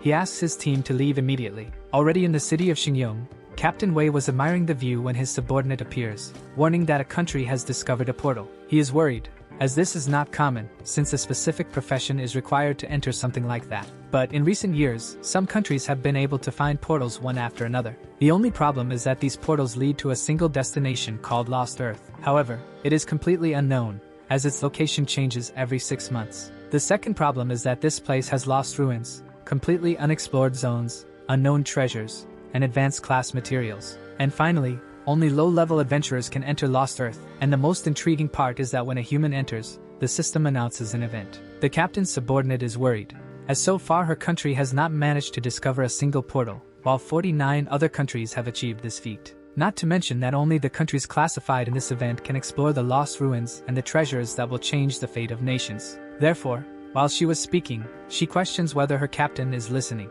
Calm as always, he puts out his cigarette and asks her to list all the guilds of the nations. 3 days passed, and the protagonist walks through the city calmly, while his team is worried if he managed to sell. He responds to his team that he managed to sell and also bought the profession transfer materials. On one hand, the seer is happy to have made a lot of money. On the other, the drunkard complains that the more they earn, the more they spend. The healer informs Kai that, a few days ago, she heard that the military had planned for something like this in the future, as they summoned leading representatives. While they were talking, extras passed in the background talking about the upcoming guild challenge. With that, the muscular one remembers that the Huang family will participate in this event, hence the need to put them in their place. Before anything else, they need to join a guild first, and the healer asks if the MC has already managed to join one. He replies that it is a secret. Now in the guild area, the protagonist presents the place, and the muscular one questions if this is really it. They ask this because the place seems deserted, as there is not a single person, and it doesn't even have a name. It is then that the healer quickly notices that, in fact, Kai is planning to create his own guild. Without even responding, the young man takes a card from his pocket and places it in the lock, which begins to open, and he informs her that she is right. Gradually, the gate opens, allowing them to behold the beautiful view of the house. Then, the protagonist welcomes his team to their new guild called Gods of Olympus. Kbum is happy to see that his friend has taken a big step. Moreover, the seer comments that she never even imagined this could happen. The drunkard asks how much was paid for the place, while Sunwon just laughs. To start with, the protagonist had already thought of everything, in addition to having bought all the necessary materials to register the guild and evolve their classes. He only did this because, at the beginning, he was rejected by everyone, leading him to create his own guild. Gradually, the system completes the entire process to register the guild, while they celebrate now having a home to call their own. The next day, the muscular one was the first to manage to change professions, now becoming a warrior. He managed to gain a second talent and increase his attributes, prompting Kai to ask which ones. The talent he gained is called Omnipotent Warrior, allowing him to obtain a 10% attribute increase every time he levels up. The seer, although happy, feels a bit of envy, as now Joy will evolve like water. He then interrupts the girl, saying that this is not all, as during combat he can allocate his attributes wherever he wants. This impresses both the protagonist and Hu, as it is an extremely strong ability. While they were talking, Wan appears in the background looking sad. Then, they ask what is wrong with the boy. He replies that, despite having succeeded in changing professions, he still remains a drunkard and gained a talent called Wine Festival. The protagonist tries to console the boy, saying that, due to his profession, it is already a miracle to have gained points and talents. However, Hu asks the man what the Wine Festival means. He explains that this state can further stimulate the subconscious, allowing it to remain balanced in relation to sobriety. In the end, all that remains for him is that he might become more out of control than he was before, thus frightening his friends. At the moment, they are worried because an hour has passed, and there is still no sign of Sunhwa. However, just as they said this, the girl appears outside, trembling all over. Everyone thinks things did not go as planned and tries to cheer up their colleague, but Kai interrupts, asking them to let the young woman speak. What no one expected is that everything went well, as she managed to acquire a talent called Toxin Analysis. None of them believe what they have just heard. She explains that with this ability, she can increase the effectiveness of medications by 10%, as well as strengthen poisons by 50%. The drunk then questions whether she will become a poisoning expert. She replies that not necessarily, as medicine is also included in this. In any case, the results were good, but they should not let success go to their heads, as the other teams in the guild challenge are even stronger. Then, the protagonist informs the team that in the coming days, they will work hard to level up even more, and everyone agrees. 7 days pass and they do not stop training. The muscular one feels stronger than ever, reaching level 25, while Suno is at level 24. The seer reaches level 38, and says that she becomes more proficient in the rain dance every day, and the drunk has managed to reach level 25. However, while they were happy, Kai notices that the tournament brackets have been released. Coincidence or not, the first opponent of the guild gods of Olympus will be Huangda. The seer comments that possibly the Huang family pulled some strings to make this happen right at the beginning. Automatically, the muscular one gets angry, wanting to go to the army to question what happened, but Huang stops him. The protagonist then asks everyone to remain calm, as he has wanted a match against that man since the beginning. Our hero will use this opportunity to show that he is not to be trifled with. The next day, everyone is in the arena that will be the stage for a battle of the century. The audience cheers as the presenter asks the first two guilds to come to the stage. Clearly, the crowd is in favor of Huangda, urging him to create a massacre. The man in the fish helmet knows that soon these people will be in their rightful place. One of his subordinates comments that she is bored, but he quickly reprimands her to change her behavior. Meanwhile, Huangda and his team wonder where Jiang Kai is, as he has not yet come to the stage. Being foolish as always, Huangda starts shouting, calling the protagonist a coward. But he did not expect what was about to happen.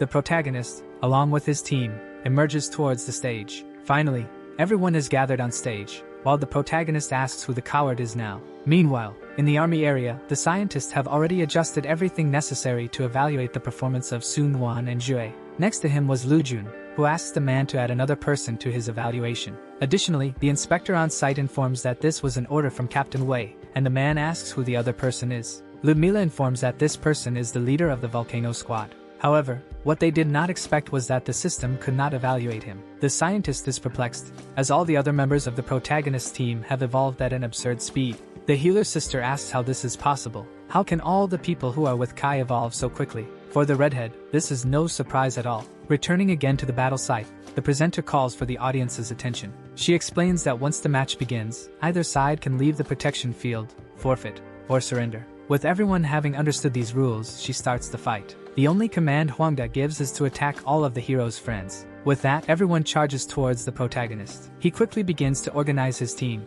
saying that he and the muscular one will handle the attack, while Wan will protect the other two. The first is determined to show everyone there that the protagonist is not to be messed with, but obviously, the first to be scared would be the muscular one. His captain tells him not to slack off and to just listen to his commands. The former captain of Zwa is in the stands, along with his members, urging Kbum to man up, questioning whether he will actually be useful. What they did not expect was that the man would pull out a beer can and drink. With that, they start to question whether he is an alcoholic, but they did not expect what was to come. As the men from Divinho approached him, he unleashed a blow that cracked the ground and startled everyone, causing the extras to fearfully question whether the information they had was true. Returning to the muscular one, he was heading towards the enemies to put an end to that little game, while our hero sighed, knowing that in this form, he wouldn't be able to control his friend, leaving only one. But he noticed something passing by him and the girls screaming, as the drunkard had consumed alcohol. A bald man, upon noticing the presence of the drunkard, warned his friends to be careful and look after him. But what he didn't expect was for Wan to charge at him, using his shield. The first was hit by the chubby guy, but he continued to fall in love with anyone. The man managed to throw the boy off him, causing him to fall near the protagonist. As always, he wouldn't give up on his love, leaving the other extras frightened. The woman with green hair commented to her brother that Prota's team was crazy. Meanwhile, the two girls were worried, as they didn't want to gain a bad reputation due to the two drunkards in the group.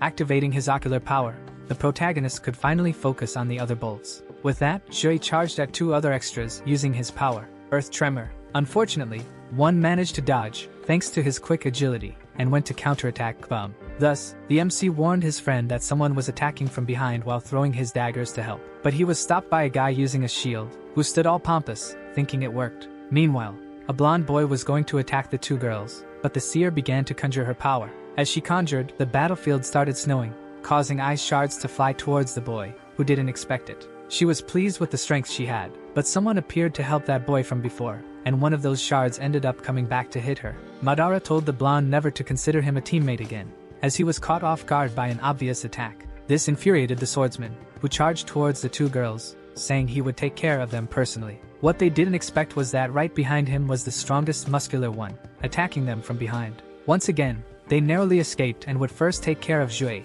who was in a frenzy. Returning to Ruan, he was still in love with the man who was trying to warn him about his sexuality. The bald man, to attack the drunkard, needed to find a way to destroy the shield, as the defense was too high with it. With that, the chubby guy ran away, asking his wife not to rush, leaving the boy furious and using his spears. The spears were blocked by the protagonist, who warned Juan to be careful, and for some reason, the hero was tired. This prompted them to inform Huang De about Kai's condition, and automatically the jealous brother began to conjure his magic, called stone magnetism. This ability allowed him to chain the seer and the healer, making them wonder what was happening. Not only them, but the muscular one as well, and of course Prota, who couldn't use his magic. Conjuring another spell, they walked towards the MC, who tried to use his daggers, but nothing worked. Then, the bald blonde explained that the spermagenetic stone was made specifically to deal with the protagonist, and asked what he would do to win now. But our hero just smiled while grabbing his other weapons and asked them not to celebrate too soon. At that moment, the armored bald man questioned why his power wasn't working against the other daggers. With no way out, he felt compelled to draw a shield to protect himself, warning that he would show true despair to Jiang. Lu Jun, seeing that, was startled, as that shield required a high level of skill and attributes, since it was not something common. The inspector appeared in shock, as she didn't expect to see something like this today, and the redhead was worried about what might happen to the hero. Additionally, the girl was concerned about Sun Wan's fate. A simple order was given again, which consisted of everyone wiping out the Vulcan team. He asked them to do it calmly and inflict a lot of pain. Initially, they opted to attack the martial artist, and Piccolo wanted to finish off Ruan, who had become known as a woman. Unfortunately, the former captain of Sun Wan and Jui lost hope, as the level between them was completely different. Moreover, the man in the fish armor and the girl with green hair also lost their hopes in the Vulcan team. Returning to De, he boasts, believing he has already won the fight, as he and his team are unaffected by magnetism. Therefore, he activates his power again, which ends up pulling the healers and seers' weapons closer, while he shouts that he wants to see Kai go through all the pain in the world, just as he did with the Huang family. With his daggers in hand, the protagonist declares that he will never surrender to anyone. With that, he warns him to stop creating false hopes. What he did not expect was that the Prota would have an ace up his sleeve, causing the blonde man to feel fear. Not just him, but everyone else is trying to figure out what that card Kai just drew is. He then remembers that, upon creating that card, he discovered a new classification of rank SSS. He is startled, and the celestial deity warns him about the unique effects that card possesses. Back in the match, the hero feels confident, as he had prepared everything from the beginning and comments that he will not be affected by magnetism. Now activating the power of that card, the young man warns Huang that from now on, he will beg to be quickly unlived, as he will not endure all the pain he will suffer. Then, the bald blonde becomes worried, as he does not know what that is, but suddenly he is hit hard. Not even his shield can withstand the force of that weapon for long. In a matter of seconds, the man's shield is shattered, sending him flying away. As the envious bald man lies unconscious, the weapons are freed for Kai's friends, allowing them to use them. Finally, Jui and the rest of the group can fight on equal footing, as nothing can stop them now. The drunk continues to call Torito his wife, leaving him sad. The audience is scared, wondering how a simple card can destroy such a powerful shield, now questioning the protagonist's strength. In his thoughts, he questions how he can lose to someone like the Prota, saying he cannot let that happen. His group, seeing that their captain is in danger, prepares to save him, abandoning the fight with Jui and the drunk.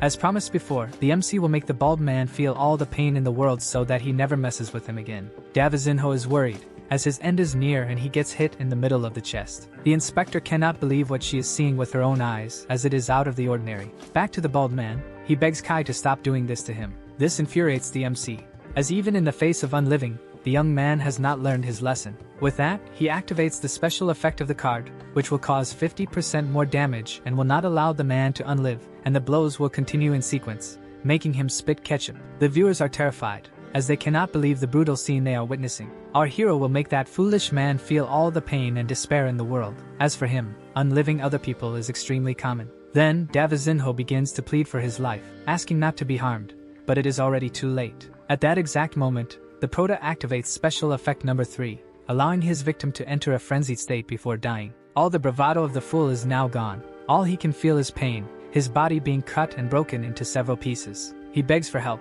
as he cannot endure so much pain anymore, questioning why he will play for Vasco. Crying for his life, he kneels and begs, asking the man to stop, but the other responds that Davy has done too many bad things to plead for anything. Therefore, for the bald blonde, all that is left is to ask to be unlived quickly, as he can no longer bear such torment. The inspector, witnessing the whole scene, wonders why Kai does not just end the man's life already. Lu Jun also cannot comprehend. All he can think about is what kind of weapon the MC possesses. Returning to the battlefield, that young man crawls, begging for mercy, saying he will never mistreat the protagonist again and asks to play for Vasco. Soon, unfortunately, that will not happen until the father of that man stands up and pleads for mercy. The leader of the Huang family knows that this is all part of the hero's plans, as he wants to humiliate him publicly. But he has no choices left, as his son is in dire straits. Thus, he stands up and calls for the hero, who questions what he can do for the man. So, the little red mustache asks him to stop immediately, promising never to touch the protagonist's family again. And the MC questions why he should believe those words, while continuing to punish the bald man. To save his children, he swears by the name of his guild and, if he wants, can sign an agreement in front of the army to prove his word. Jiang agrees but reminds the man that if he does anything to his family, he will destroy the entire Huang guild, one by one, while finishing off Davazinho. After finishing, the son asks if the red-haired father really understood, leaving him furious with what he is witnessing. The bearded man orders one of his subordinates to return to the land to assist his son, and lets his true feelings of revenge show, asking Kai to wait, as he will be back. Our hero was calm until he felt the effects of the high consumption of the abilities he had activated. But he couldn't rest, as there were still 4 enemies to defeat. He does everything to stay on his feet, for as long as his presence is there, the enemies will remain off guard, allowing Jue to attack the opponents while calling them cowards for hiding behind a shield. Without mercy, the muscular man attacks with all his strength, releasing a terrifying aura, and with the attack, he sends the man flying away, who wonders how someone can become so strong in a fraction of seconds. The 2 girls know that Kbum's strength has only increased so much because he can reallocate his attributes whenever he wants, but nothing prevents him from being attacked by 2. However, it doesn't matter, as he managed to dodge and appear behind the little donkeys, who are surprised, preparing to wipe out the fools and calling them useless, which impresses his former captain, who cannot recognize Jue's strength. Meanwhile, Juan continues to chase Torito, calling him his wife, and the bald man turns around, ready to counterattack. But he knows he can't do that, as the hero is still there and, therefore, he cannot focus on the fat drunk.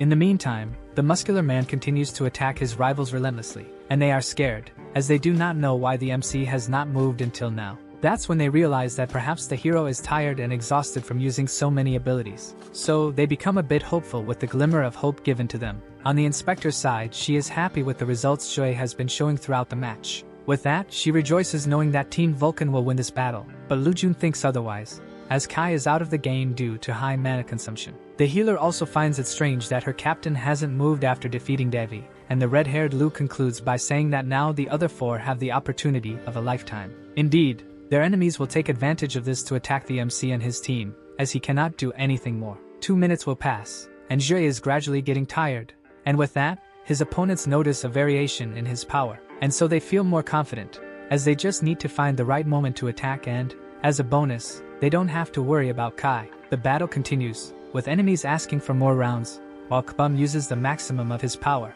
The young man, in his mind, decides to attack the unprotected side of the muscular man, causing the blonde and the armored one to worry, as in their minds Jue is going to lose. What they didn't expect was that the MC would return to normal, counterattacking them by surprise and using his flaming daggers, dealing over 2,000 damage. Amidst the smoke, the Prota lands calmly, and his opponents question how it is possible for him to have returned to the battle. Then, we have a brief flashback of the conversation the hero had the night before with Sue, and to start, she asks why he is so worried. He explains that he is worried about what might happen tomorrow, as they will do everything to end him, but that will only happen if he loses his daggers. The girl then asks if he has a plan to get around this, and he replies that he found something in the treasure chest perfect for the occasion. But the only problem is that after using this weapon, there will be side effects, reducing their chances of winning. Wanting to help her friend, Nguyen warns that she has an untested medicine that can restore his power to 50% for a short period, and ends by explaining that when used, he will be paralyzed for a minute, and it will only take effect if the user has used all the mana they have.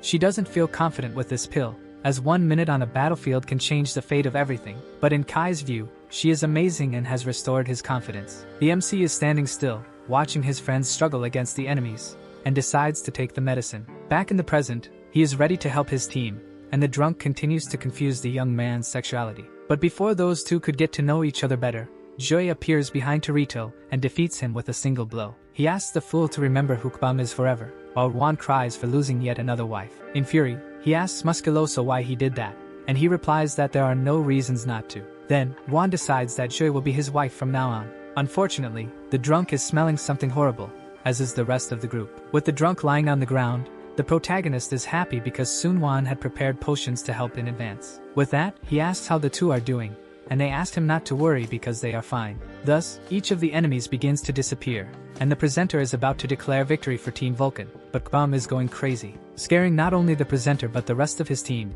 who tries to stop him at all costs. Then, in fear, he declares that Team Vulcan has won and asks them to show up at 8 a.m. Musculoso is squeezing his captain, saying that he will never leave him alone, but feeling embarrassed, Kai and his team start to leave. In a matter of seconds, he begins to realize the strength of all the members of Team Vulcan, questioning how a drunk can defeat someone at level 40. The girl with green hair says she understands why Xiao wants to bring them to watch Team Vulcan's match. Lu Jun and the inspector are impressed with the strength of the protagonist and his team and can't wait to see their evaluation results. The scientist shows that Jue is at level SS, but Su has remained at her usual rank without any evolution. The girl and the redhead are once again impressed because soon Musculoso will be able to enter the Temple of the God of War and undergo evolution training. It is explained that each country created temples to develop their soldiers, allowing them to train to showcase their full potential. There are only 2 ways to enter something like this, and most people can only do so with the evaluation conducted by the army. The other way to enter is also through the army,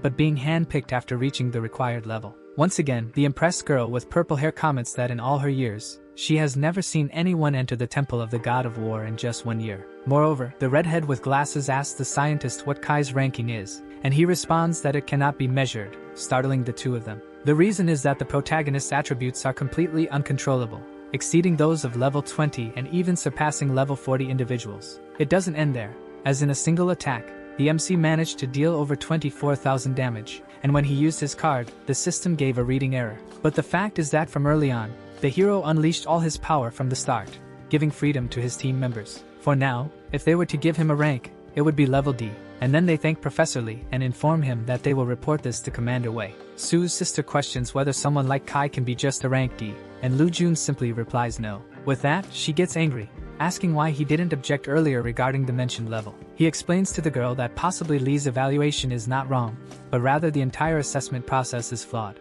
saying it is foolish to evaluate someone with such a precarious system since they cannot determine Kai's level. Just like Commander Wei, Lu Jun is anxious to see what the hero will show in the upcoming matches. The next day, they are near a pharmacy, and Hu asks them to stop and buy medicine. Upon entering, the attendant greets them and asks what they want, and the seer asks if they have magic mushrooms. Then the attendant replies that they do and asks her to come closer to take a look. Meanwhile, our hero, looking to the side and not seeing Sunwan, wonders where she is, and upon finding her, he is surprised to see that there are also recipes for poisons there. She is worried that she hasn't found many orbs for sale recently, and the man there replies that the last one found was in an aquatic place with a god-level boss in the Taiping Mountains. Our hero questions whether people have actually been going to that location, and then the bearded man says yes, since that place is mysterious, sparsely populated, and dangerous. With that, he asks the girl to give up the idea of using a green orb and to look for other options, warning her that she won't have the capacity to use something like that. Being curious, she asks the man what the effects of the green poison are. He explains that the green poison affects the person's armor, and when inhaling the smoke, it ends up subduing them. But for it to work, the target needs to have a wet body. At first, they ran a great risk by inhaling the smoke, and they also need to rely on the luck factor of having a river nearby. Obviously, for the 2 sick ones, this wouldn't be a problem, and that's why they decide to take the poison. This leaves the man confused, as he just warned them about something important. In any case, it is already night, and we are in the hospital where Huang Devi is located. His father is in the background, watching his son while remembering the doctor's words about the treatment he needs to undergo and the psychological damage he has suffered. Serves the Huang family right. They wanted to meddle with someone they shouldn't have, and now they are paying the price for it. He becomes furious seeing his children in this situation and punches the wall while blaming Kai for everything. Revealing his fury, he remembers that he promised not to touch the MC's family but didn't promise anything about touching him. While he was distracted, someone appears asking if he called for him and questions whether the conversation will be about the guild challenge. Over the days, some teams have been dropping out of their battles because they witnessed something horrible in the protagonist's fight against the. But there were some who wanted to confront him and only managed to try because they were defeated effortlessly. And finally, Kai and his team are in the top 16. Already at night, however, on the same day, the seer informs her captain that the information about tomorrow's match has been released. On the system screen, they are congratulated for reaching the top 16 and that their next opponents are the Falcon team from the Black Turtle, and they are to be at the location by 8 a.m. This gives the muscular one a chill, as he has a feeling he has met those people from the Falcon team before. Then our hero explains to his friends that Su Feixiang is the leader of the Falcon team and they encountered them in the Valley of Kings, and that this little group belongs to the Huang family. They remember that this group had bothered the protagonist, and so they decide to take them down, but they must be careful since the Falcon team is no joke. Being the children of executives, they have top-notch equipment and are obviously strong, so they must act with caution. Sue also warns that the Falcon team has excellent teamwork and the ability to adapt to various situations. She reminds the MC about Sue Feixiang's agility and strength, asking Kai to be careful,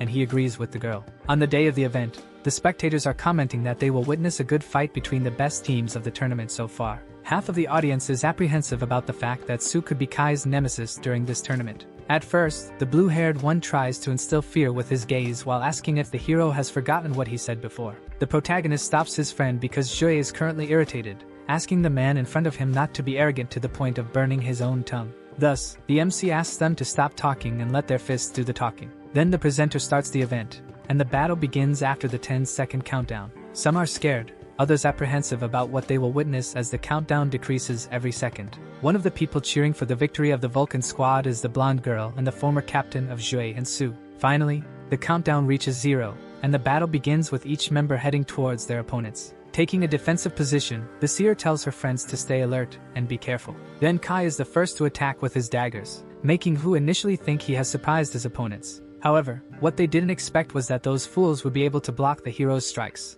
And with that, Sue warns that he will show them how to fight. Upon realizing that those attacks were stopped, the healer and the drunkard are in shock, but it is not enough to scare the protagonist. Once again, the extras are commenting on how the team can adapt to certain circumstances, allowing their other members to attack. One of the protagonist's daggers is spinning like a bay blade on the boy's shield, who remains calm while stopping the dagger. With that, the girl with red hair asks to go attack Kai, and the muscular one allows it. Moreover, whenever a member in front is stopped by some damage, another appears to replace them at an absurd speed. With that, the girl attacks with all her strength towards the hero's group, who manages to dodge easily. The inspector is surprised by Team Falcon, as she had never seen them fight. She only knew of their existence. Lu Jun explains to the girl that although their levels are not high, they still possess high-level talents and equipment. Back in the fight, the hero retreats, asking for his weapon to return while thinking about the work he will have to do to defeat them due to their teamwork. With just a sincere exchange of blows between both sides, the protagonist managed to feel true fear. To end things, Team Vulcan apparently brought a magnetic stone to the battle as well. But one of the men realizes that the swords are not being controlled, and that this time it was completely ineffective. Then Sue asks if the protagonist's group tampered with their weapons, and our hero responds that it was obvious they would come prepared. One day before the match, they are gathered because Kai had kept something that could help them with the magnetic stone. The protagonist, jumping up, will show Sue feel that regardless of teamwork, everyone will fall before him. With that, bursts of attacks begin to hit some of their opponents, and his plan is to make his daggers chase those people for some time. Returning to the inspector, she is surprised because she did not expect Kaio to find a way to combat magnetism in such a short time. Back in the fight, the hero orders his friends to attack because there isn't much time to hold his ability. Jue will be the first to demonstrate his strength, asking them to witness his feats. He managed to deliver an attack, but it was not enough to hit anyone, as they managed to dodge. While he was distracted looking for his enemies, someone appears attacking from behind. Kai, noticing that his friend would be hit, tries to defend her and succeeds. However, what he did not expect is that this was part of Sue's plan to attack him head-on. Then Kbum turns to where the blow came from and warns the girl that by trying to catch him off guard, she will suffer the consequences. At the moment he charges forward, a boy appears to defend his blow while asking the girl with red hair to go help another person on the team. The man knows he cannot underestimate the muscular one, and the fight between those two only intensifies with each passing second. With that, Jue charges towards the one with the shield, using his meteor attack again. Now on the other side of the arena, Juan is doing everything to protect his two friends who are being attacked constantly. What they did not expect is that in a fraction of a second, the drunkard would take his drink and change his behavior to something more aggressive. This allows the other two girls to focus only on the two now unprotected girls. However, Hu uses her rain technique to defend herself, and her support magic also begins to heal. With that, everyone starts to slow down due to the hail falling, making it impossible for them to attack. Our video ends here. If you enjoyed it, please like and subscribe to the channel. Until next time, bye bye.